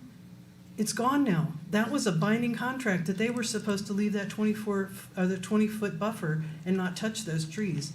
And the developer went in and mowed everything down. They had to stop, and they probably got fined, but they did it anyhow. And I appreciate that this developer sounds like he's being responsible, and the binding agreement sounds wonderful, but it doesn't happen sometimes. And once that's gone, it's gone. These trees and the The animals have no place to live. I know that's not something anybody cares about anymore, but I would really appreciate if you would consider keeping Pasco rural. That's why we moved here. That's why we love this area. Thank you for your time. You, Oh, okay. Yes. I say thank you. Thank you. You just think-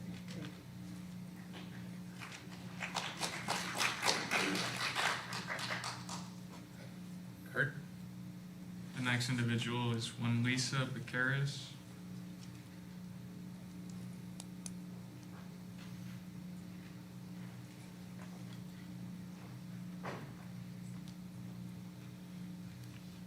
Good afternoon. My name is Lisa Becaris, and I live at 10810 Kitten Trail, Hudson, Florida. I have a little bit of different perspective on commenting today, so I want to start by saying that I am standing here today out of profound respect for this board and the weight of the decisions you all have to make. However, because I respect the process, I feel I owe you and my neighbors the absolute unvarnished truth about how this project will impact our lives. I'm here today because there is a massive disconnect between the people sitting in these chairs and the people standing here at this podium, those who represent us. We look at the land and see a vital piece of Florida's soul, a habitat for wildlife and a buffer for our rural way of life. But it seems some of you look at this land and see nothing but a postage stamp on a map, ready to be sold to the highest bidder. In comparison to all this massive development going on in our county, it is a postage stamp. But let's be honest, this isn't just one subdivision. This is the start of a forced transformation. You are trying to turn our agricultural, peaceful areas into mini cities. Every day we see the progress of your previous decisions. We see it in the mounting traffic on our roadways, and we see it in the carcasses of wildlife strewed across our roads because they have nowhere left to go. Their blood is the price of this growth. We, the people here, elected you to be our voices, not a rubber stamp for these developers who don't live here and don't care about the quality of life that we are paving over. When the people you represent shout no in unison and you still lean towards yes, we have to ask, who are you actually working for? Is your priority the long-term health of Pasco County, or is it the short-term greed of those who want to turn our woods into concrete? Winning this fight for this project shouldn't be a battle. It should be our duty. We didn't vote for you to help destroy Florida. We voted for you to save it. This board has a choice today. You could be the leaders who finally draw the line in the sand and protect what's left of our true Florida homes, or you could be the ones who hand the keys over to the bulldozers. We are watching, we are waiting, and we are asking you to finally put the citizens above the speculators to deny this request of the Denton project. Thank you for your time.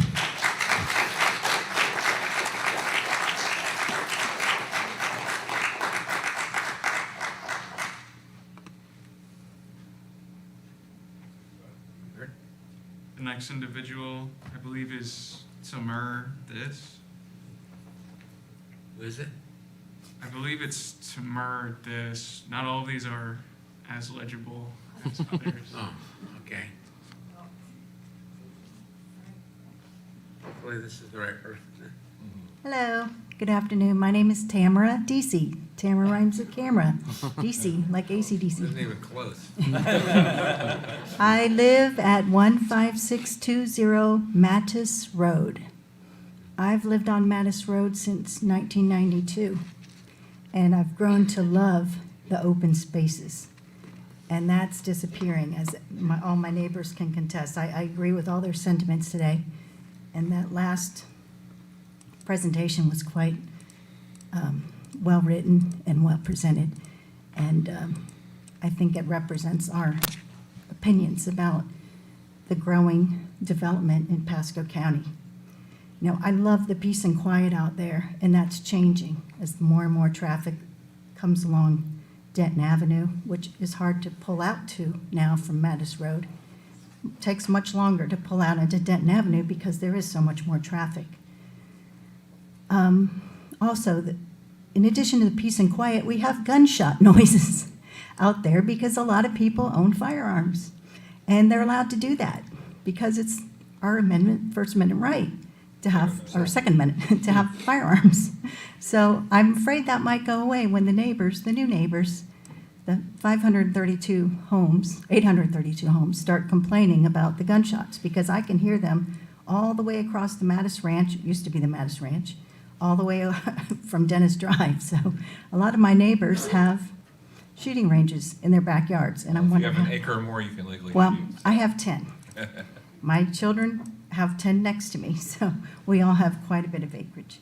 So those are things, you know, I know the flavor is going to be gone once they start building all the homes. And I appreciate what this newer developer has done to make changes according to the neighborhood meetings. I mean, I really do appreciate the changes they've made and taken into consideration. But at the same time, I still have to say that I oppose it because of the density primarily also. I mean, I just built another home 600 feet back off of the road because I knew development was coming and it was considerable expense, and I really had to fight the county to stay on my own property to build another home on my own property and then remove the first home from my own property in order to live on my AC zone property. And now, you know, there's going to be 3 houses per acre across the street, so it's a little hard to swallow sometimes.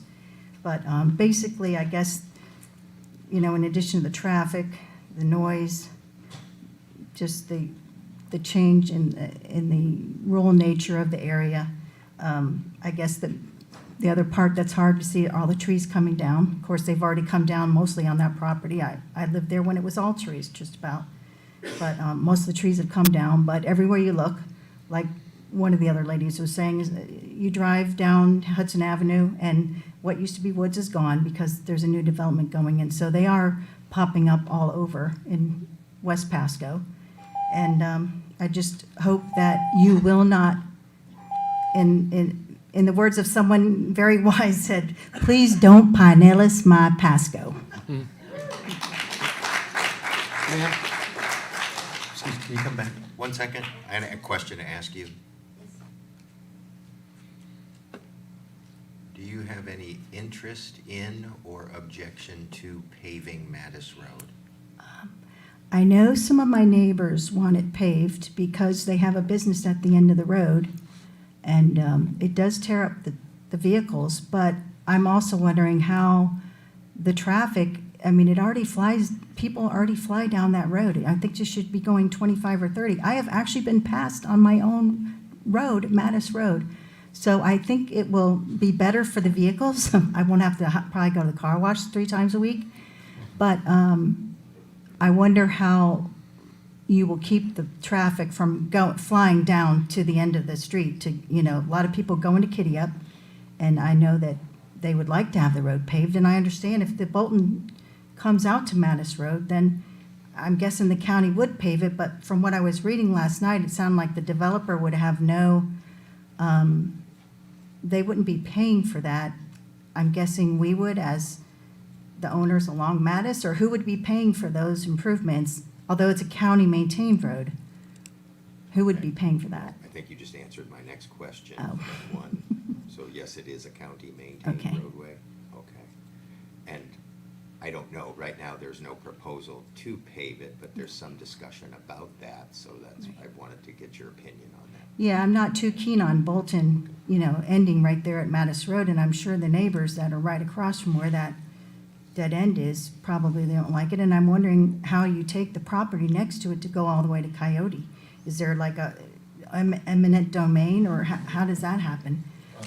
Because I'm sure someone must own It's that property. proposed along property lines, so it would be at the edge of a property, but Okay, there then. would still be some relinquishment, I yeah. was just curious, because it's like, that would be like a road to nowhere, but eventually if you do something with Coyote, then I totally understand. You know, but, so I understand that it's gonna be paved someday, and it'll be nice easier on the cars, but I wonder how fast people will drive down, because they already drive too fast on a dirt road as it is. Okay, all right. Thank you. Thank you.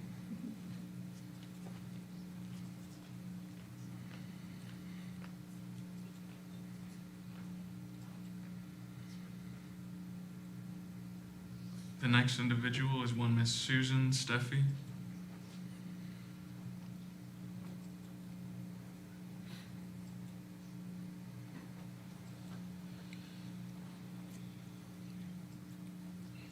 I'm Susan Steffi. I live at 12517 Kitten Trail. And basically everything these people said is true. This development will destroy our community as we know it. It's peaceful. 40 years ago, I had a 4-bedroom, 2-bath, 2-car garage home in a gated community with a pool, tennis courts. I traded my home for a mobile home on some land out on Kitten Trail because the peace, the freedom, you can't describe it unless living in a development versus the freedom and the beauty that you have out there. It's like National Geographic. You got horses, there's wildlife, you've got your freedom. And this is taking away our freedom. This is gonna destroy our community. It's gonna destroy the wildlife. We can't handle what they wanna put in there. If they wanna be more concerned about the community, maybe put it on 2 or 3 acres, a home, this kind of thing to blend. But what they're gonna do now is gonna destroy it. We can't handle it. And pretty much everything everybody said is true, and I'm totally against it, not unless they take the considerations of the community and the beauty that's out there. They're gonna destroy what's there now. This isn't the nature coast anymore, everywhere you go. I mean, the traffic is awful in front of my place. And I work in a group home with disabled people on Hayes by Oakwood. And the traffic coming from the developments they're putting in there, it's a cut through. Everything from Shady Hills that they're tearing up and building. Everything from 52 and Hayes that they're building, it's a cut through. So everybody cuts through Hayes, they cut down Oakwood, they cut down Kitten Trail, they cut down Denton. And the traffic is awful now. You put this in, you're gonna destroy this community. Where are you gonna ride your horse, on the sidewalk? You're really gonna try to put a walkway across Kitten Trail or Denton? People get hit now. You're gonna destroy the whole beauty of what we have now, and it's a cut through. The traffic is bad. You're gonna have to widen the roads. You're gonna have to have more cops. We're gonna have, I mean, it's gonna be a mess. So I'm against it unless they try to make it more conducive with the way we live. And have more acreage, 1 home per 3 acres, like everybody else. It's a matter of greed, that's what it is, they don't care. So, I mean, they can put up flowers and little parks or whatever they say they're gonna do, it ain't happening.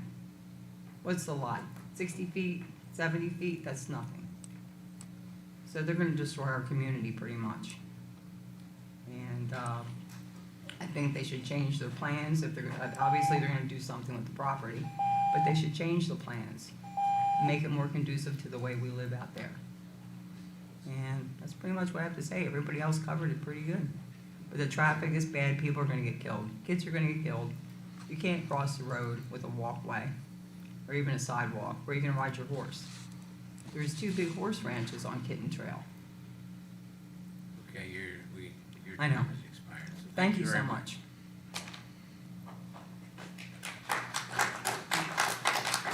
Rick? The next individual is one Miss Julia Law.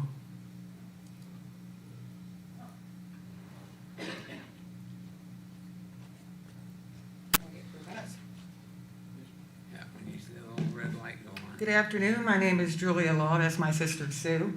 We bought our property at 12517 Kitten Trail about 40 years ago, and we did that to get out of a subdivision. We decided we were gonna go move up into the country, have some acreage, have some horses like everybody else does up there. And putting this subdivision in, which we're very much opposed to, by the way they have it with the 70-foot home sites. Now, if they put in an equestrian subdivision with 1 or 2 acre parcels, it would assimilate better to the people that have been living in this area for the last 40, 50 years, and generations for that matter. I have a question with the water. I didn't hear anybody explain. Yeah, I think that was brought up several times. Are they gonna be on county water? Is it gonna be a well? What are they gonna do? Well, she's gonna, when the applicant comes back up, she can answer this question. Okay. Sounds good. Also, this area is very rich in history of Indian artifacts and wildlife. Anybody that lives out there knows the coyotes that are in our yards all the time attacking our chickens.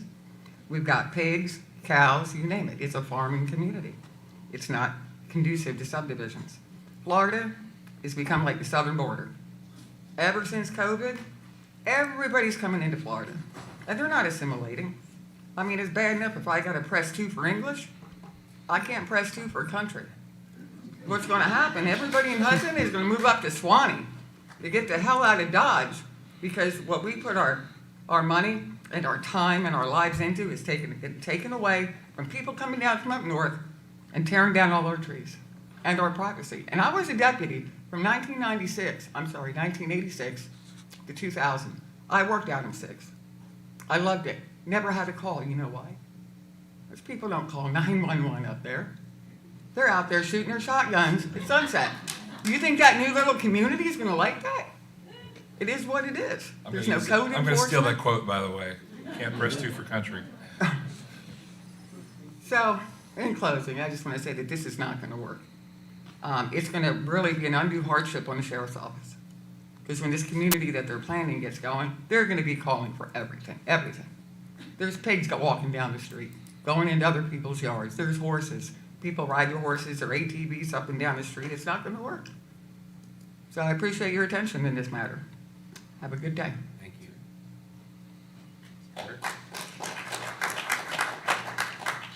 The last individual pre-registered to speak is Skylar Talley.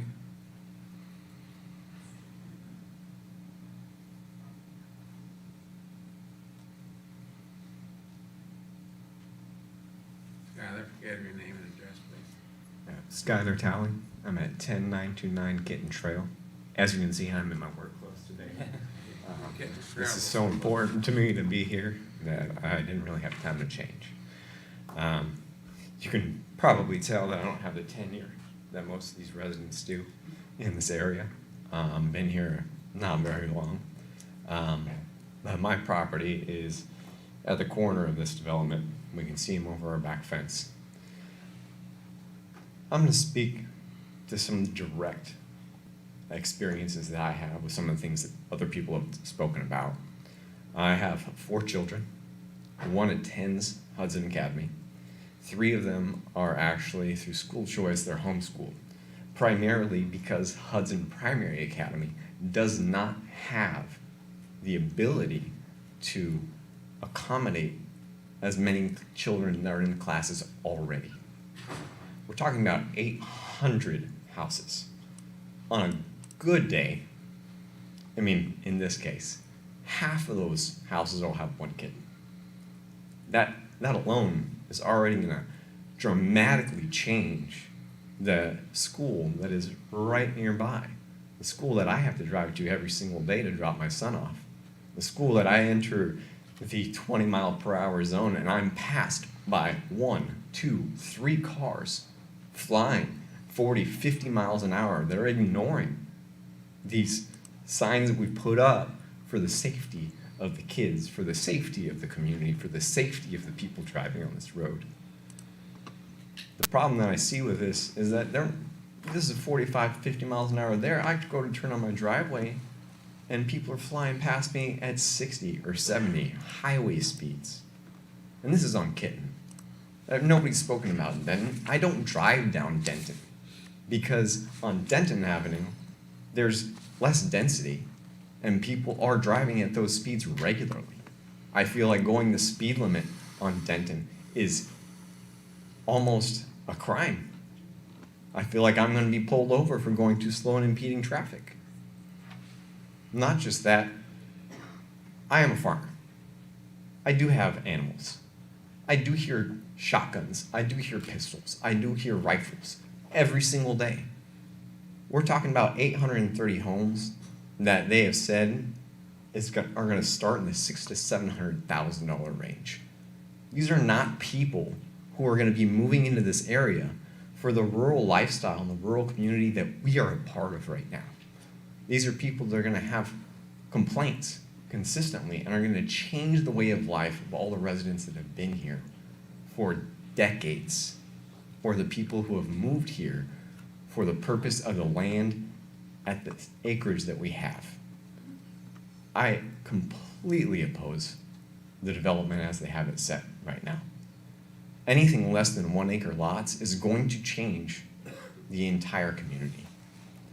Even 1 acre lots, you're still going to find people who are moving for the space. It's not enough. Thank you. Thank you so much.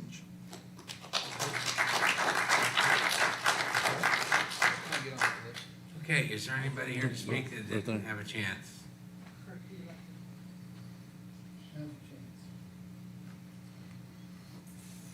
We need your name and address, sir. Yeah. How you doing? And thank you for being here and letting everybody get here to speak. My name's Martin Dolbach. I'm at 15432 Dennis Drive. I live on the corner of Bolton and Dennis, and on the property is my backyard where they want to build. Martin, have you been sworn? Yes, I was here for that. Well, my question is, when I built my house, and I did build it, and I went through your county, your codes, your regulations. Setbacks, side 25 feet, back line 50 feet. Now, I got 4 acres, and you're gonna change all that, and now they're doing 70, 60, and 50-foot zoning. I don't understand why you need to make such a small, and I don't like talking either, but I don't understand why there's gotta be such a big development with the traffic and everything. Now, if you open up Bolton, which wasn't proposed when we talked to them, they said they were gonna stop. And at first priority when they showed it, it ran through our property, through my garage, not down the side. They adjusted that. Now, when you open up Bolton, I live on Dennis Drive, that's one dusty road. We own to the middle of the road. Now we're gonna have traffic coming down the middle of that road. Can I block it? Because you guys don't maintain it. It is our property to the middle. And that's what's gonna wind up happening, because there's gonna be a problem, because people are gonna fly down our road. Because like I said, I'm right at the corner of Bolton and Dennis. And everything everybody said, 100% agree with them. There used to be eagles on the back of the property. When they took out the pine cone tree, or pine trees along Denton, they took them all out, eagles left. There's 2 red foxes, or not red foxes, red wolves in that wood also that I have seen personally. I have bobcats on my camera. There is every walk of life and extinct little animals and lizards and things that you wouldn't even imagine that you see. I mean, even on my property, yes, it's dangerous. 5-foot rattlesnakes, they're there. Pygmy rattlers, corals, they're all there. Coach whips, everything. Possums, raccoons, every walk of animal you can think of. They're all crowded in, and you take that from them, they got nowhere to go. And the main thing, my thing is, for the amount of houses they're putting, 800 houses on 300 acres, and how can they get away with such a small piece of property when we have setbacks, or had setbacks, and it's all AR. That's all I got to say. Thank you. Thank you very much.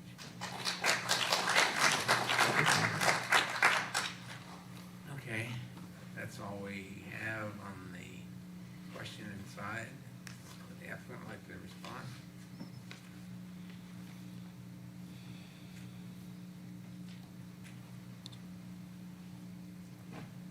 Barbara Wilhite for the applicant. Can you put the rural character area layer on, please, so people can kind of see where the rural area is out here and where it's not? Planning areas, I think, and then rural areas.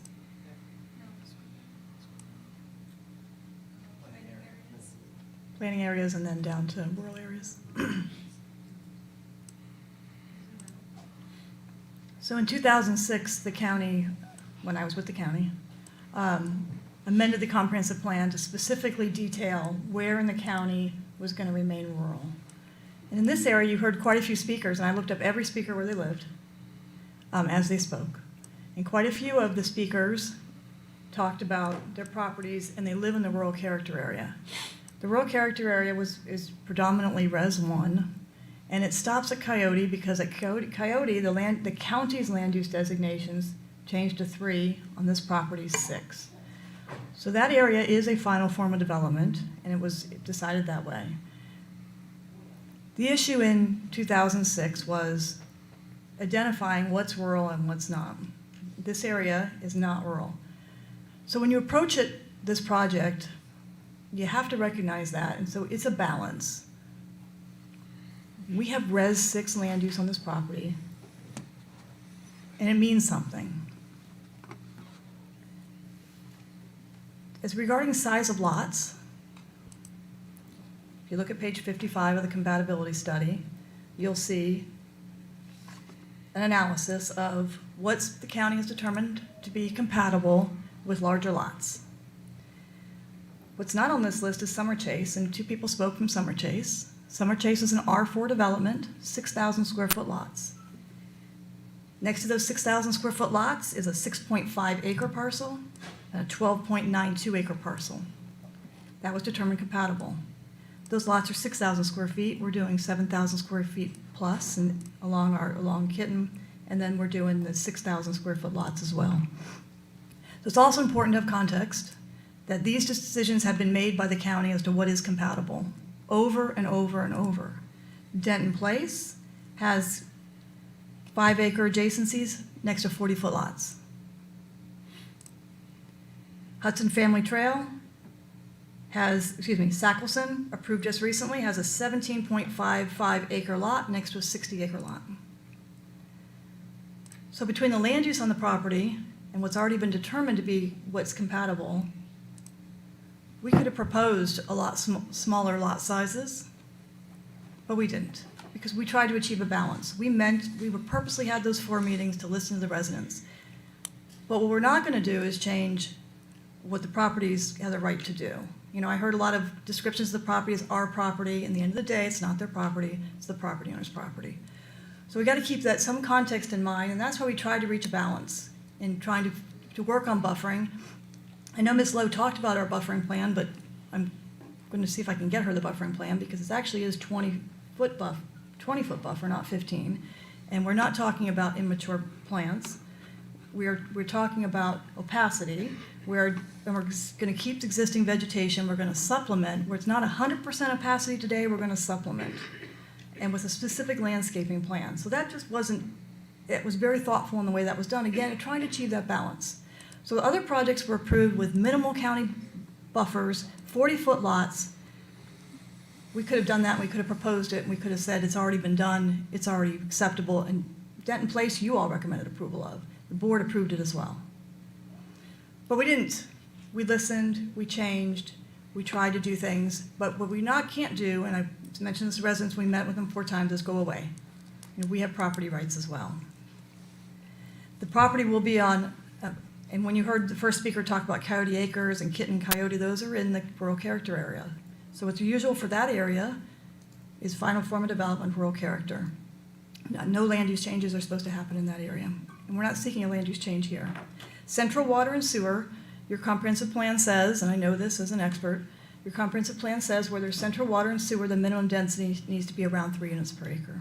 So that there's an efficient use of public infrastructure that the public's put in place. This project has central water and sewer at its doorstep. With regard to Cobra Way and Kitten Trail, yes, I'm aware of the death of the student who was riding their bicycle on Kitten Trail in the dark or at hours. Regardless of that, we don't propose any access to Kitten Trail. The county's come in and done the sidewalk. We're happy to put in the same enhanced pedestrian crossing that we're putting in Denton, we can put that in Kitten. We can make that a condition of approval if you're ready to vote on this today and want to recommend approval. We can put the same crossing there as well. I'm not sure the exact and I looked up 522.2 and 522.4. I don't know the exact, there's pretty long sections there. Relative to that code, not sure exactly what sections. We do have, obviously, we've done a traffic analysis, you heard traffic over and over and over again. One thing I want to point out about our students. We worked with the school board to determine whether our students would be bused, and I have an email from Chris Williams that our students will be bused. So it's just an issue that people always have the question, will they be bused, will they not be bused? Our students will be bused.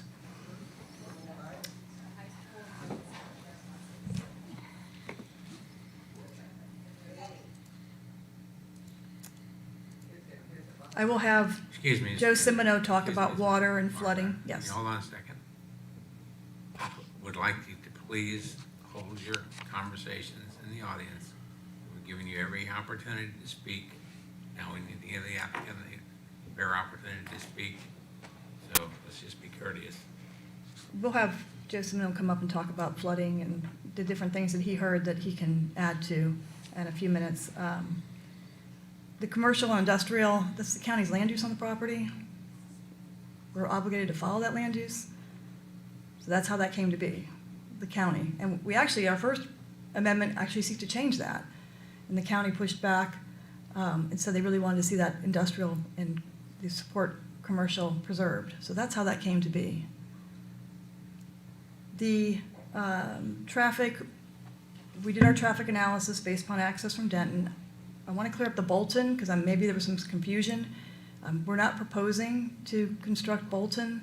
We were asked to accommodate Bolton through our property, so our access doesn't depend on Bolton, wasn't included in our traffic study. We're not proposing to do anything off-site to Bolton.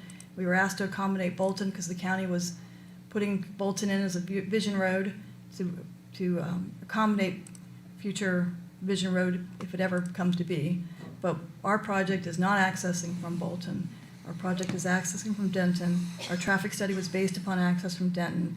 We meet all of the requirements in the Land Development Code that you have to meet in order for the property to be zoned in the manner that we have proposed.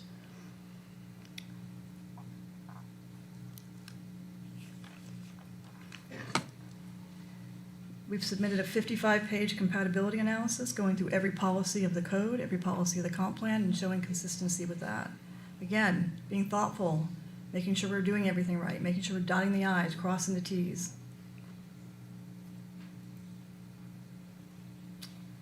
Just making sure, I took really good notes, so I do want to make sure that I address different things that people brought up.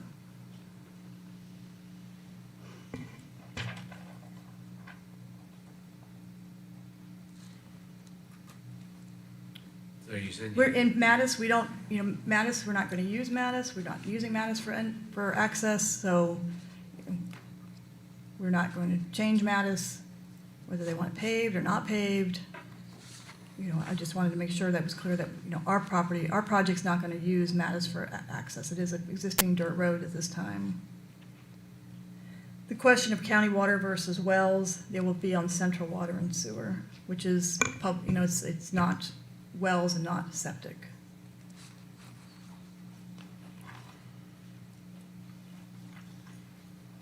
What did I forget to address?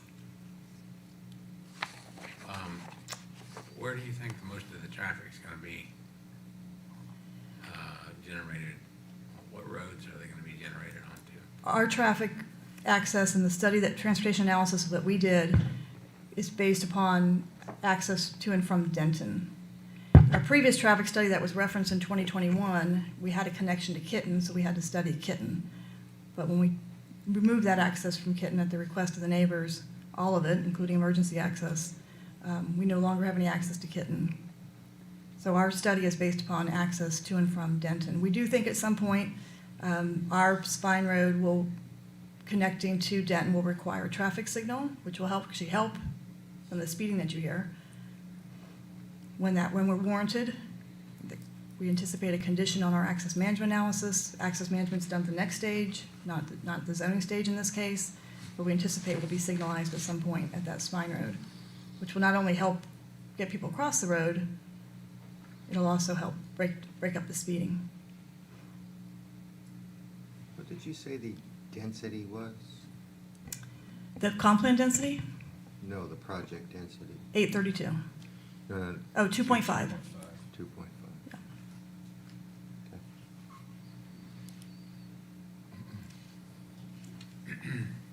So then most of the people who spoke there, you're saying that they live in that green area there? I'm sorry, Chairman? Most of the people that spoke today, are they living in? No, I mean, there are people that live in the green area, and we met them at our neighborhood meetings, and I told them to contact Hyatt and to learn what the rural character area means to their property. I still think they should contact the county so they understand what it means to be in the rural character area, because it is a specially protected area. It doesn't have any Res 6 land use in it, doesn't have any Res 3 land use in it. It's got Res 1 land uses and lower.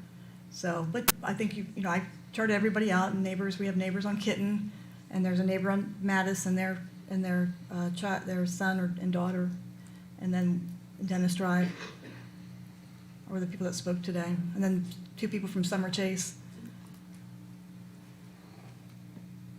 So I was trying to keep track of where everybody was. I would say that the project's going to, based upon the new mobility fees, kind of interesting. I was calculating, looking at what you guys looked at a couple weeks ago on March 19th as to what's going on with the mobility fees. This project will pay $11.5 million in mobility fees just for the residential. You take that together with Denton Place, which has been referenced here, which is a D.R. Horton Lennar project that's underway. Based upon 2025 rates, they're going to pay $7.5 million in mobility fees, which, and their mobility fees are earmarked to construction in this area. It'll be interesting to see if the board just does that to this project as well, if they approve it, whether they earmark it for road construction. But between the 2 projects, there's about a $20 million fees that are being generated to pay for road improvements.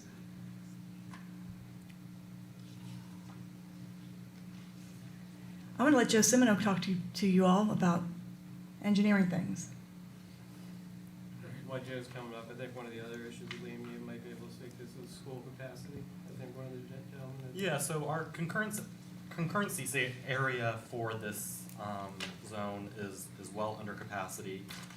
While there is development going on in this area, we monitor that closely. Again, not every student is going to be going to the school. There's multiple options now for students.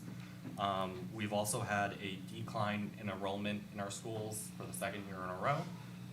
So that's something we monitor as well with new development. We also, 2 miles south on Hicks Road, so 2 miles south of Kenton Road on Hicks, we own a 40-acre parcel as well that is reserved for an elementary school. So if there is some sort of massive increase that couldn't be handled by maybe a new wing or portables to manage that capacity, there's certainly property that we already have in the area that we could use for a new school if that was needed.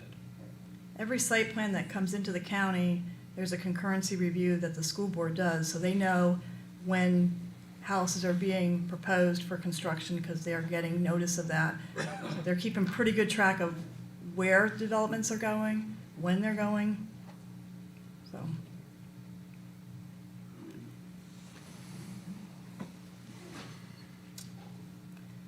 Okay, do you want to come up? Yes, I forgot about him. Sorry about that, Joe. Thank you. Well, council members, chairman, good afternoon. Joe Cimino, WRA Engineering, 12363 Hampton Park Boulevard, Tampa, Florida, 33624. I'll address the potable supply first. Completely understandable concern. It goes without saying, these folks' livelihood relies on their water wells working. We are connecting to Central Water. We do a lot of projects on pretty major developed areas where we spend time chasing utility connections, but this just happens to be one where we have a 24-inch force main, a 12-inch water main, and a 16-inch reclaimed water main right at our front door. So where's the water that fills that water main coming from? Yep, exactly. So there is not a drop of that water that will be coming from underneath this land or underneath the land. I didn't of ask you anyone that. around. I asked you where it's coming from. It would be coming from a Tampa Bay water backbone, hundreds of miles, that's being sourced. So right now, if I go into a restaurant, I can't get a glass of water unless I specifically asked for it, which I'm not sure whose brilliant idea that was, but how do we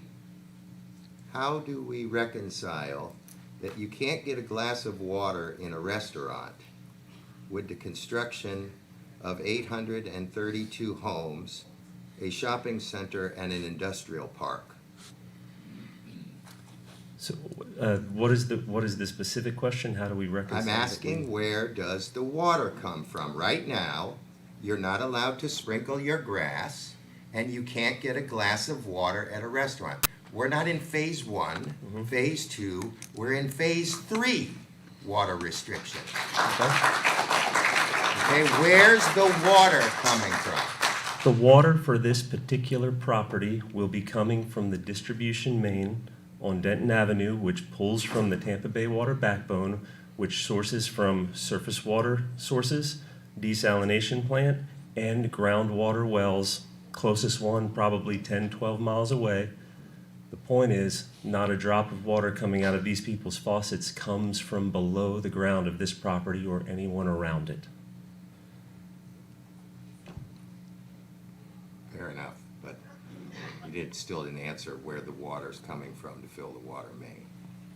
Well, I think too that they're required to go into a utility services agreement with utilities. That might be a better question for staff. Yeah, I have another question for staff related to that as well. Yes, whatever What's agreements missing in our application? Pasco County Utilities has with Tampa Bay Water, that's a question for staff. But again, surface water wells, groundwater well fields, not adjacent to this site, and desalination plants. Those are the exact sources. From a drainage standpoint, this is an interesting one where we're not actually sending any water downstream. All the water is coming at us. So it's a closed basin. We'll be designing to store a full 100-year flood in our property, not just from the water on our site, but from the water coming off adjacent properties at us. At this stage in zoning, it's surprising the amount of geotechnical work that's been done just to ensure that groundwater table depths, percolation rates. So there's about a dozen inflow points from the neighbors' properties into our property. We've got a conceptual grading plan showing how we're pulling in all that water and how we're sizing adequately for a 100-year storm onto our property. I actually did look up Miss Bolton's property that's adjacent to the southwest corner. She was one of the, I think the second speaker or third speaker. Yes, her house is sitting at about 20, elevation 20, and she's got a little bowl sitting at about 17 right in her side yard. So definitely a tough situation for her property right there, but we're not in that bowl. We don't send water that way. Her water doesn't come towards us. But I would be happy to talk to any of the residents about any flooding concerns out there, just like we did at the 4 neighborhood meetings. That's always good data for our design, especially as we're taking water in from the surrounding areas. Just to clarify, your pond volumes account for that entire closed basin that you identified? Yes, sir. Okay. Yep, on-site and off-site. And we're being conservative. We were educated by some of the residents that some of the drainage from the west that I was assuming, doesn't even really get to us. But hey, I got to draw conservative lines on basin maps, so I'm taking in everything that seems like I should.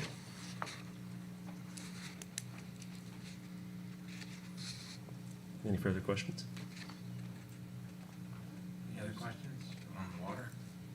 Yeah, I mean, for staff regarding the utilities, so we used to get in our packet, I see where there's no objections from utilities department, but that's all we got. We used to have a handout or an attachment in the packet that would actually show the available capacity of both potable and sewer water, where that capacity was at with and without the project. But they quit doing that. Now all they do, and that comes with comp plan amendments, not MPUDs, all they do is tell us how far it is to the nearest water main.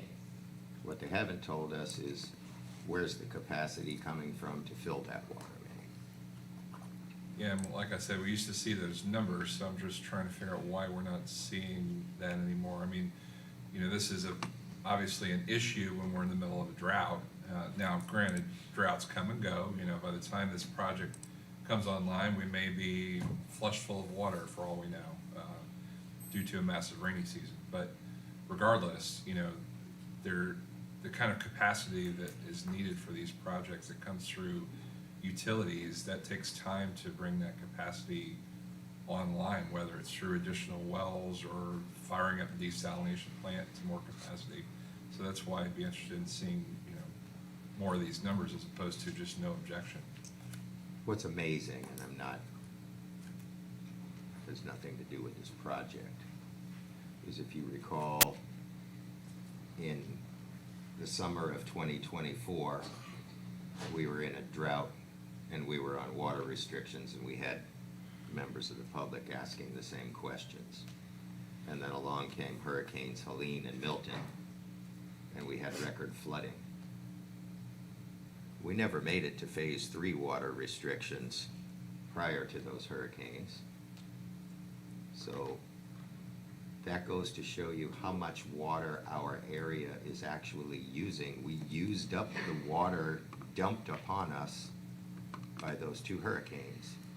And now we're in a worse water situation than where we were before those 2 hurricanes hit us.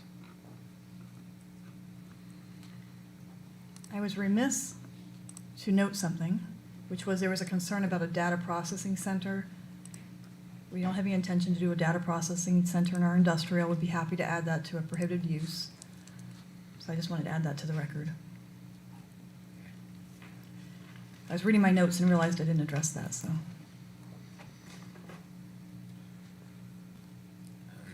Barbara, what do you speak to as far as compatibility with your surrounding area? So again, you've got a rural character area. It was set out as rural. County specifically in 2006 said what was rural and what was not. This area has a Res 6 and Res 3 land uses. Our density is about 2.5 units per acre, well below those land uses. As far as you heard a lot about lot size compatibility. Like I said, if you look at other projects that have been approved and what their consistency is with larger lots and what is consistent, we are actually exceeding between our 20-foot buffer and 100% opacity and existing vegetation being preserved because we did the grading plan already and supplementing the existing vegetation, so a real buffer and saving existing vegetation, which people always ask, can you save, can you save, can you save? Well, we answered that question. So real buffers, 20 feet instead of 10 or 15, as the case may be. Looking at we did single story along our perimeters. Other clients have been asked to do that. They're like, no, that's unreasonable. But this client agreed to it. We agreed to the lot sizes that we did, larger lot sizes, larger than I can rattle off these other approvals for other projects, smaller lot sizes adjacent to similar type homes and properties. So again, it's a balance. We tried to approach it as a balance. We probably could have just come and just said, this other one was approved right here called Denton Place. You all recommended approval of it. The board approved it. And here's what you found consistent. But we didn't do that. We didn't stop there. I don't know if they had neighborhood meetings or not. I had 4 of them. We did 3 of them and then a long pause and came back with a 4th one and came up with different things that we showed them. But in the end of the day, we're not going to go away. The project's not going to go away. It's got a land use. It's going to be developed. This development plan is a very, very, very good development plan against any plan that you see every day coming before you. It's a good development plan. We've spent time on it. We've spent years on it. So that's my answer regarding the compatibility is that we're not seeking the max here. We've come up with something very reasonable to balance and try to really listen and change what we can change, other than going away. As I explained to the neighbors in those 4 meetings, we're not going to go away. But there is an opportunity when you present something before you and somebody comes with a development plan that's a good development plan, because if we go away, somebody else comes back with something else, or the courts decide, right? So I hope you see the effort that was put into balance. Hope you recognize the fact that it has a land use on it. We're following those land uses. We're consistent with the comprehensive plan. We're consistent with the land development code. We've met all the requirements. We're exceeding all the requirements. And I know it's difficult when people stand before you and You had 19 people, 18 people stand before you and say, please don't do this. I understand. But your job is also to the fact that this property owner has rights as well. And so I've tried to achieve the balance. I've tried to really listen and do things in a very, even today, like, okay, yes, we'll get the kids across Kitten. We'll do that. Yes, data processing concern. Yes, we're happy to prohibit that use. We don't have any reason to do that. So, thank you. This land now, obviously it looks like mostly pasture land, is that right? Yes. Yeah, I think it was probably harvested at some point. Not like it's heavily wooded with probably not lots of animals on that land. Our adjacencies are, I mean, there's some good preservation along where we're gonna save existing vegetation. We're pulling back our project 20 feet, right? So we're not gonna grade into that 20 feet. We're pulling that back so we can save that existing vegetation, which is significant.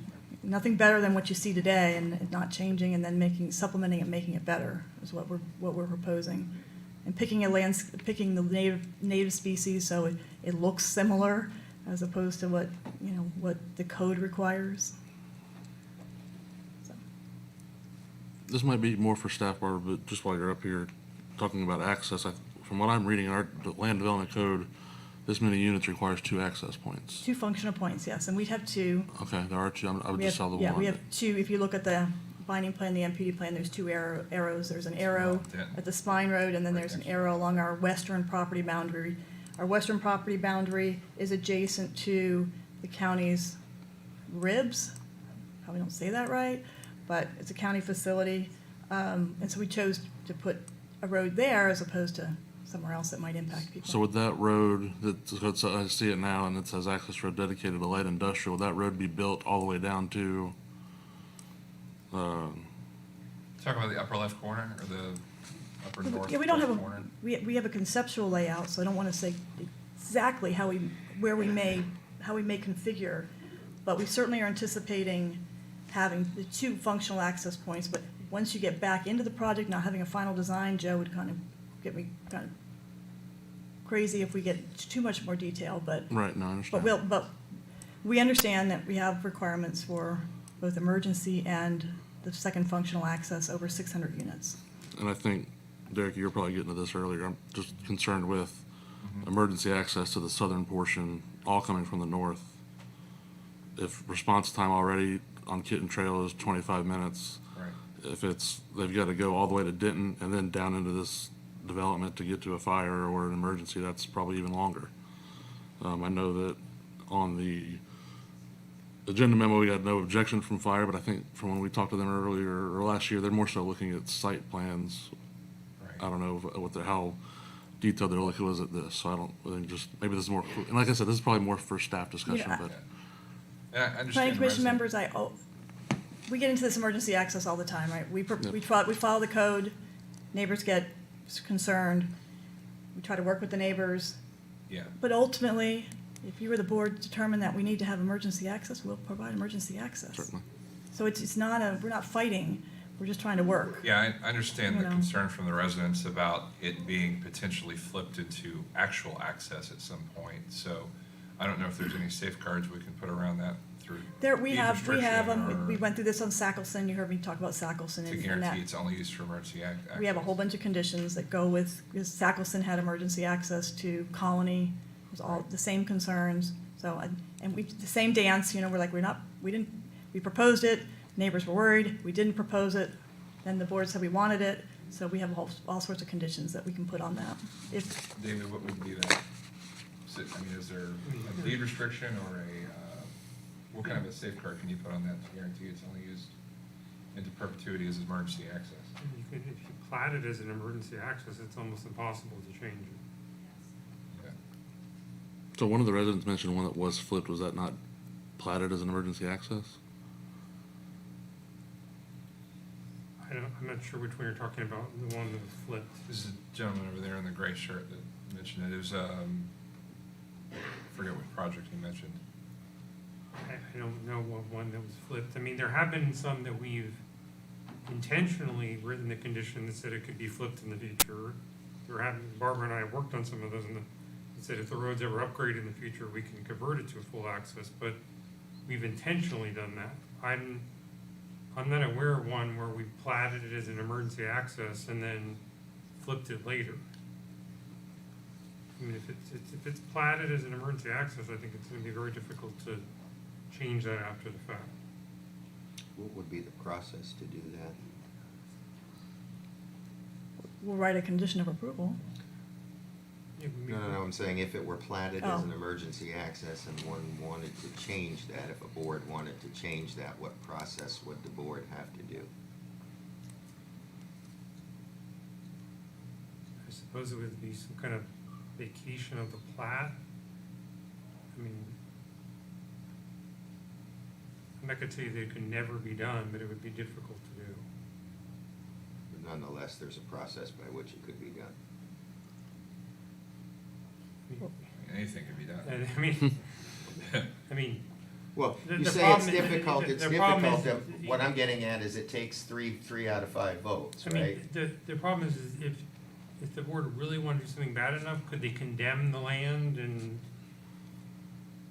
I mean, if there was, if the board really wanted to do something bad enough, they could condemn it. I mean, so that's like I'm saying, if you. There's no way to fully. He's right, stop that it. if you really wanted to do something, there's a way to do it. Even the way this is proposed. So, but I don't see it, it seems unlikely that if we've platted it as an emergency access, that we're gonna come in and then just condemn it later and condemn it and. And that's why we, Full access. that's why we put the park there, because there's no roads down there. Make people feel more comfortable, the fact the way the land design is not designed where it would lend itself to becoming something else. Right. But once, and that's the concern you hear, that once there is an emergency access, then there's that potential that it can change. And so that's what I've heard over all the 31 years or whatever it is I've been doing this. That's the pros and the cons. And that's why this was intentional. He requested that we put our passive park down there so that there isn't a land design, that there's roads heading that way that someday may become Yeah, but I a wanna be functional clear, access. even if they did this, where they show no access at all, could the county 20 years from now come in and condemn that, make it a full access? Sure. Absolutely. Yes, yes. Okay. So nothing's permanent. That's my Not point. even conservation easements. You can reverse a conservation easement too. Yeah, but I mean, if you had an emergency in the southern end of that neighborhood, getting emergency vehicles back there quickly, or, if there was an accident completely blocking Denton, for example, or even worst case scenario, you have a brush fire that's closed off Denton and it's threatening the neighborhood, being able to get out the backside would be important, I think. We are fine either way, and we can work on I know you would be conditions. We can fine. work on conditions either way to provide as much certainty and tie everybody's hands as much as we can. Thank you.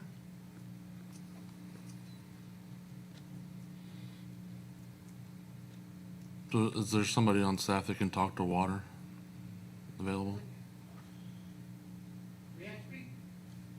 I'm sorry, sir, you can't, unless you're called up, you can't speak.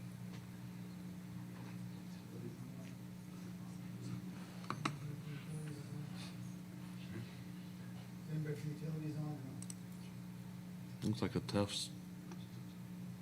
It's not important. I don't particularly need that answer. Mine's more of a rhetorical question. I want to know how you reconcile that with the public, that you can't have a glass of water, but you can build 832 homes. Well, I think it would be good if we can just hear how that is determined by utilities, because I agree, because again, we're missing that. I'd like to see that portion of our agenda memo added back in, where we see actual gallons of capacity. Well, and I think it's probably tied, my guess is it's tied to the utility service agreement. That's when they're gonna have to make that determination, if they can even make that agreement. But just for our benefit and the public's, that's here's benefit, I wouldn't mind hearing that process from utilities, just to understand it better.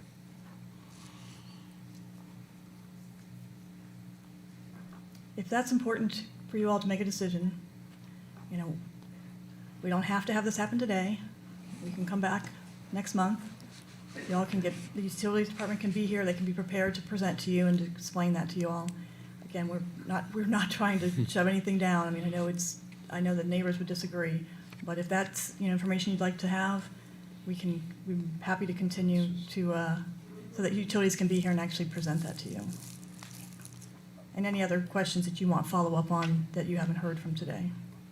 I mean, I think it's more of a global question than even just this project question. Project-specific question. I think that might be something we'd like to know from utilities just and globally, but, okay, tough. Well, I mean, I know the desal plant is operating at a tiny fraction of its capacity, but it takes time to bring those things online. I mean, and it's Tampa Water's got expensive. an extensive capital improvement plan to bring on more sources of water, and Correct. there's a lot. But they're not here right now. But they're not here right now, exactly, so.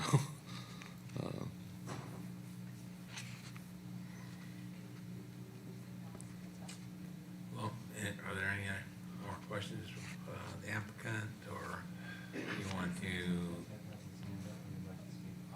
take the applicant's suggestion and continue it, or what do you want to do? I think they're working on getting somebody at utilities on right now. He's, Believe Atef Hannah is on, if you can hear us.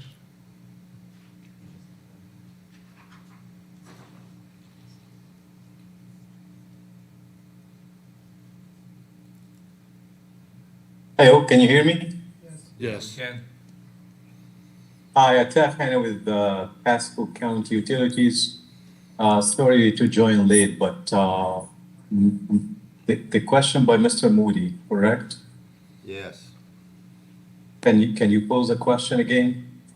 I'm asking how I reconcile to the public that one cannot go in a restaurant and get a glass of water without specifically asking for it because we're on phase 3 water restrictions, but there's not a problem with building 832 new homes that will demand 100 gallons per day per person for the next 100 years. So we are required to provide the water supply to all for future growth. And we continue to provide for the growth all the time. And also we have water supply provided by Tampa Bay Water, which for guaranteed water supply as well. We used to do that. I heard that you talked about, you wanted to see the form back showing the capacity and that we can meet that capacity. We can do that, but some time back, we were told not to continue to do that. We are building our system to meet the demand, and we cannot turn growth for that. The entire area is under stage 3, so we have to be responsible. While we use the water responsibly, we have to be responsible too for using that water.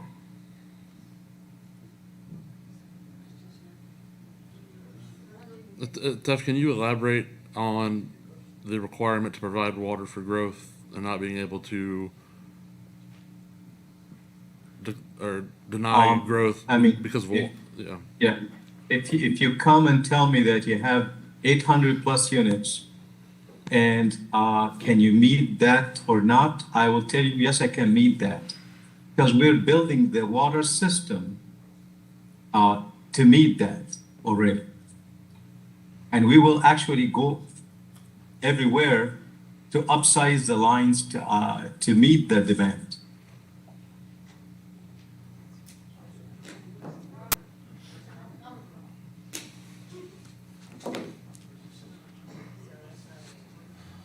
So the water supply, our ability to water supply will meet the demand.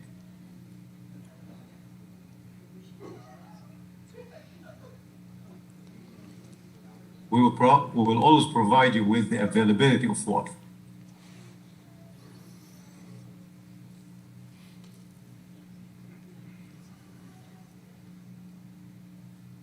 It is our responsibility to do that.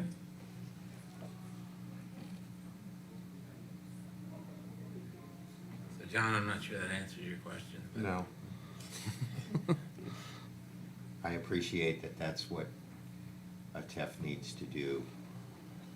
There's no need to beat that horse. Yeah. Well, again, it could take 3-5 years for this project to come online anyway, so it's, at that point, we'll maybe in a completely different situation water-wise, but. Well, but to my point, you saw how quickly we went from record flood to record drought. Yep, it could get worse too.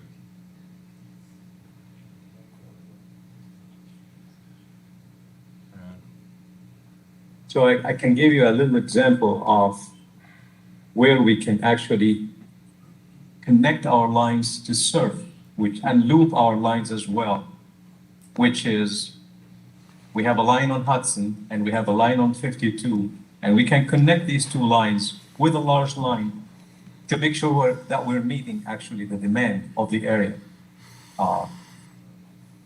And also continue to have water quality in the system as well.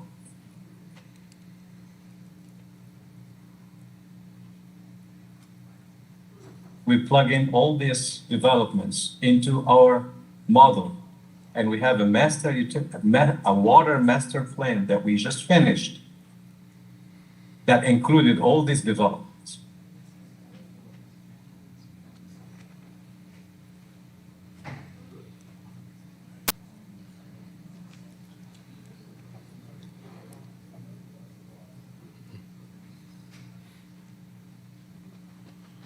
So what's the pleasure of the board?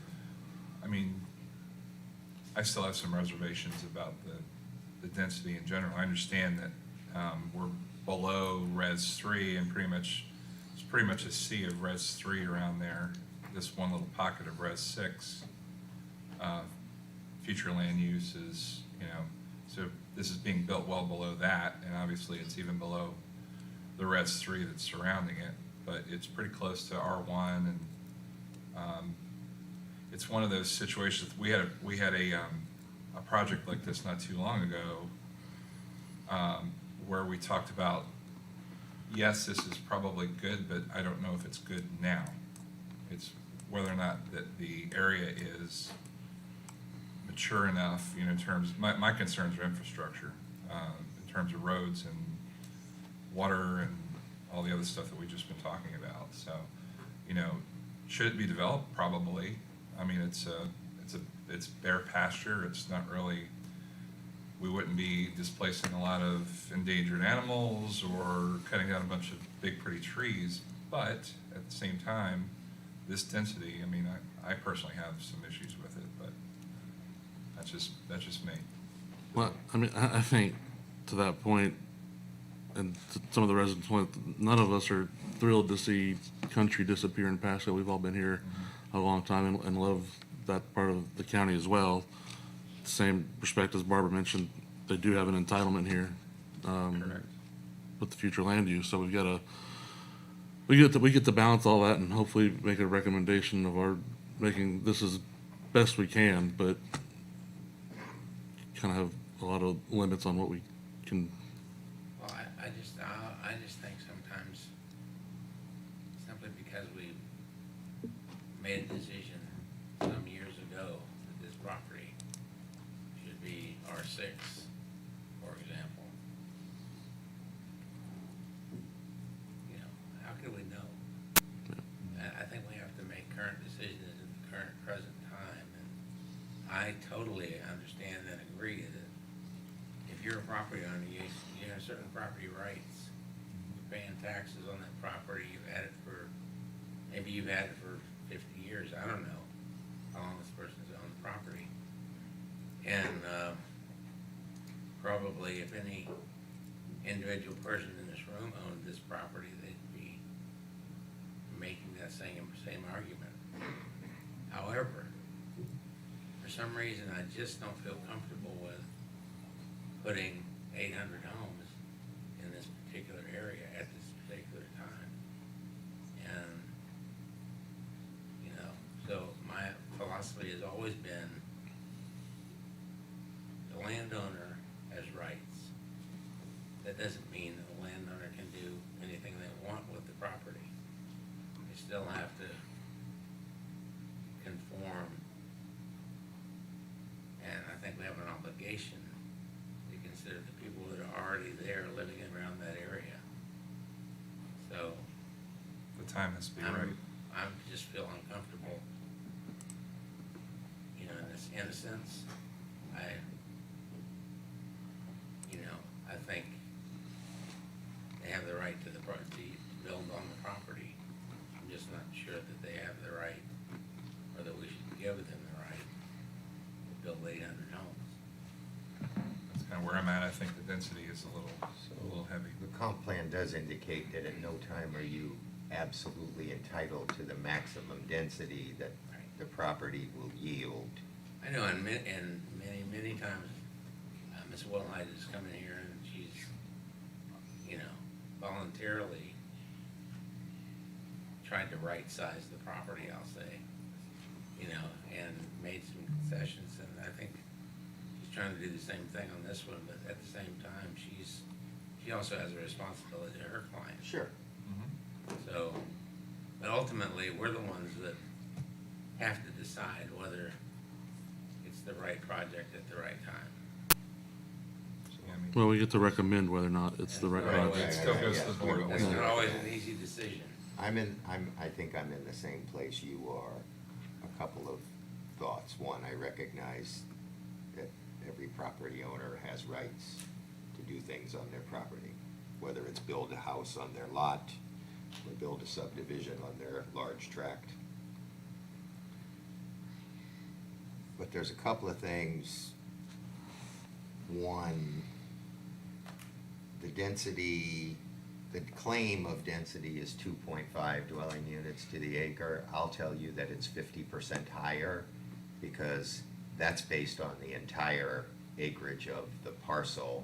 If you go look at what is the acreage of the Res 6 area, you actually get a density of about 3.5 dwelling units to the acre, first of all. So it's higher.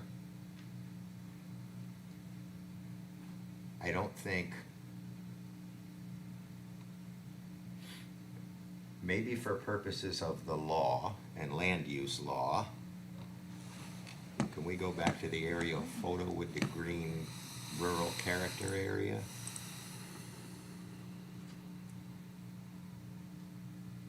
I don't think it's reasonable to tell people, I don't care what the comp plan says, that if you live in the green area, you're rural, but if you live outside that green area, you're not rural? Well, I drive down Kitten Trail, and by the way, I went and looked in our comp plan doesn't actually have a definition of rural, so. But I know rural when I see it. It's just kind of like the Supreme Court, they tried to define what pornography was. They didn't have a definition of it, but they knew what it was when they saw it. That's the way I know what rural is. And I think if you drive down Kitten Trail, nobody's going to argue that anything on Kitten Trail is urban and or suburban. It's pretty rural. Yeah. Okay? Even if you have this demarcation line at the edge of what's defined as rural according to the green blob and what's not, you still have to have transition. So let's say you say, okay, that's where rural ends, which I don't know who is the ability to say that, but if, let's say you do say that, you still need some transition space in between the two. You can't put high density right up and next to that demarcation line. The other thing that struck me that came from, I think it was Mr. Lowe that said it, and I actually pulled up my calculator to check the math. The largest lot, and we're sold this project as if we're getting something great, right? Because now they've gotten us used to these little 4,000 square foot and 3,200 square foot lots that we've all figured out we don't need. And now we're being sold, hey, look, you can have luxury, we'll give you 7,000 square foot lots. It's not even a quarter acre. Right?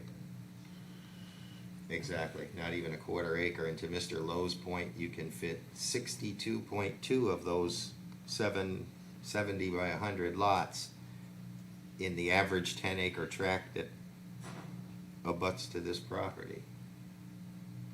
That's not compatible. I don't have a problem if the applicant wants to come back in here, and I actually liked the one suggestion of the one neighbor that suggested they should be 1 acre lots. That would seem, that's much more dense than what is around, but at least it somewhat, some rural, preserving the rural character, even though somebody in 2006 decided this is rural, but over here it's not. I'm not quite sure how you can look at the aerial photograph or the map and say this is rural, but this is not. Maybe that person never drove down Kitten Trail. They never left their office at the county building to go see what was down there. But that's what I think. I just don't think that whether they be 40-foot lots, 50-foot lots, or 70-foot lots is compatible with 10-acre lots. And even the smallest lot I saw that I was quickly clicking around was 0.9 acres. 0.7 was one. But nonetheless, they're in a neighborhood where the vast majority of the surrounding land is on larger tracts. And the people do have horses. In fact, as you go out, I'm sorry, now because I'm getting into the rural character area, after you go around the bend and you're headed up there towards East Road, there is the most beautiful horse farm out there. And that is amazing. And like I said, I actually got a telephone call from one of the county commissioners one day. That was her first time driving out there, who was amazed at what the character of this particular area is. So I'd like to, I don't want to make a motion to deny it. I think they have the right to develop their property. I'd like to see them come back with a proposal that respects their neighbors, not just trying to milk every last dollar out of the property.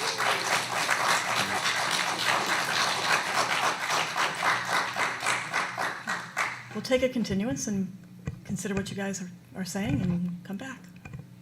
Just to help maybe to help the applicant here on this parcel, I mean, I know there's reference in this property does butt right up to the Kitten Trail lots and these larger lots. And right on the other side of Denton Avenue, you've got smaller lots. This project accesses off of Denton.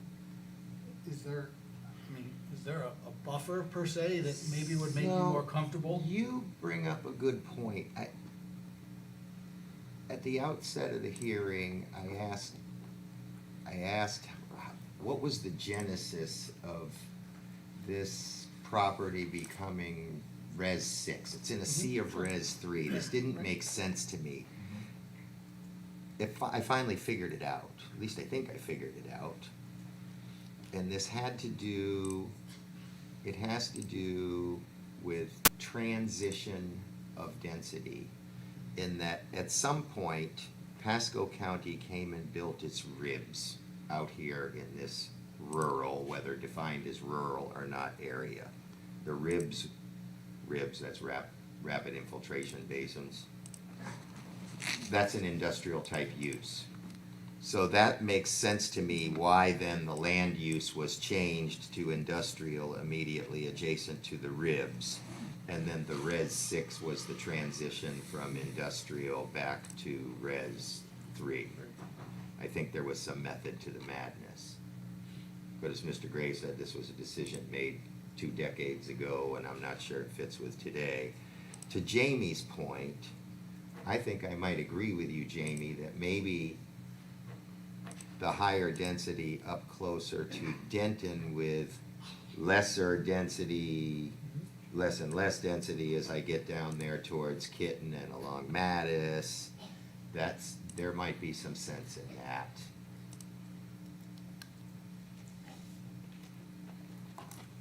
So, I think the applicant has made a suggestion. Might be a good one. I'll move we continue. Do we want to do a date or date uncertain or? Well, let's do a month. Okay. We can always do it, go from there, but give us a chance to listen to what we've heard and figure out what we do tomorrow. So if we can be for a month, that would be great. Yeah, I have nothing additional to add, other than, I mean, I struggle with this one too, for all the same reasons that you guys do. I would tend to lean towards, approval if a suggestion like that, you know, the phasing of intensity kind of across the property came along, I think I would tend to lean towards approval or something like that, but, nothing further than that to add. Well, we do have a motion. Do we have a second for purposes of discussion? I'll second. So we have a motion and a second. So now do we have further discussion? So Barbara, when you come back, can you bring that added condition for the enhanced crosswalk for? We'll update the conditions and the data center Thank you. Prohibition. prohibition. Guidance for the applicant on whether you want them to have emergency access to Kitten or not? I mean, I think is it? I think it should be there. Yeah, I don't know if additional input from fire is appropriate now or not, if it's more Or we could appropriate for the, bring it back, I mean. for the site plan portion. But again, yeah. I understand the residents' concern that it could be flipped, but, you know, as Mr. Goldstein pointed out, that it's very, very difficult and nothing's impossible anyway, so. Yeah. The I fact that think it's, a gated emergency Yeah. access Yeah. makes some sense. My first thought was no, leave that as the park there. But I agree, if there's a fire on the south end of that project, or if somebody's having a heart attack or a stroke on the south end of that project, they probably ain't gonna make it by the time EMS gets to them, and then gets them back, goes all the way down to the south, and goes all the way back to the north to get back out. That's a long way. I think just to clarify for everybody here, that emergency access only is controlled by a gate that only emergency personnel can open, not just anybody. Yeah, let's do it. And then, I mean, I just say that, you know, that whether or not you know it, there's still a demand for equestrian size lots. We don't have a big supply of that available. Well, the reason I asked for input on that issue is because if you want them to have emergency access, it's gonna affect their plan. Yeah. There won't be a park there, like, most likely. Correct, anymore. yeah, we So- understand that. Well, you could probably design a park around the access, but. You could, but Well, they may not. if you go look at the parcel maps, okay, the parcel was secured for the purposes of access. It wasn't, that parcel was secured for the purposes of getting access from Kitten to that property, because that 800 plus acres that is the former hay farm is a parcel that did not go all the way to Kitten Trail, so. Right. But I'd encourage you to think about, you know, what's the character of that area? These are people with horses and goats and, Yeah. you know, some nice upscale equestrian stuff. I bet they're not gonna have a bunch of people objecting to. That's why I tend to agree with you, Mr. Moody, with the, you know, closer to the acre lots, as opposed to trying to just concentrate lower density towards the edges, or the, you know, the south and the east and the west. You know, I don't know if, I couldn't answer this question, but my guess is there's still probably some profit available to the developer for. The problem is we've become accustomed now to 3,200 Right. square foot lots, right? There's- We actually had Mr. Hobby come in here when we had the 4G ranch and said he was gonna have executive home sites, and they were gonna be 10,000 square feet. And I got quoted in the Tampa Bay Times and said, I never thought I'd live so long to find out that 10,000 square feet is an executive home site. A quarter of an acre? Come on. And get one of those in Regency Park. All right, so we have a motion, we have a second. Any further discussion? Is for 1 month? Yes. Okay. Okay. All right, no more more discussion? All in favor signify by saying aye. Aye. Opposed, like sign? Thank you. Okay. That's it.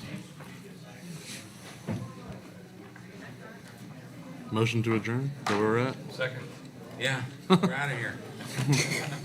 Aye. Aye.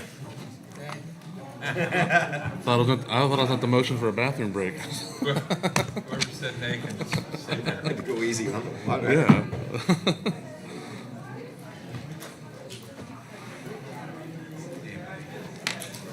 But I thought surely the chairman will take a break after public comment, but he didn't. Is that Arnold Farmer catching up? That's, it certainly did.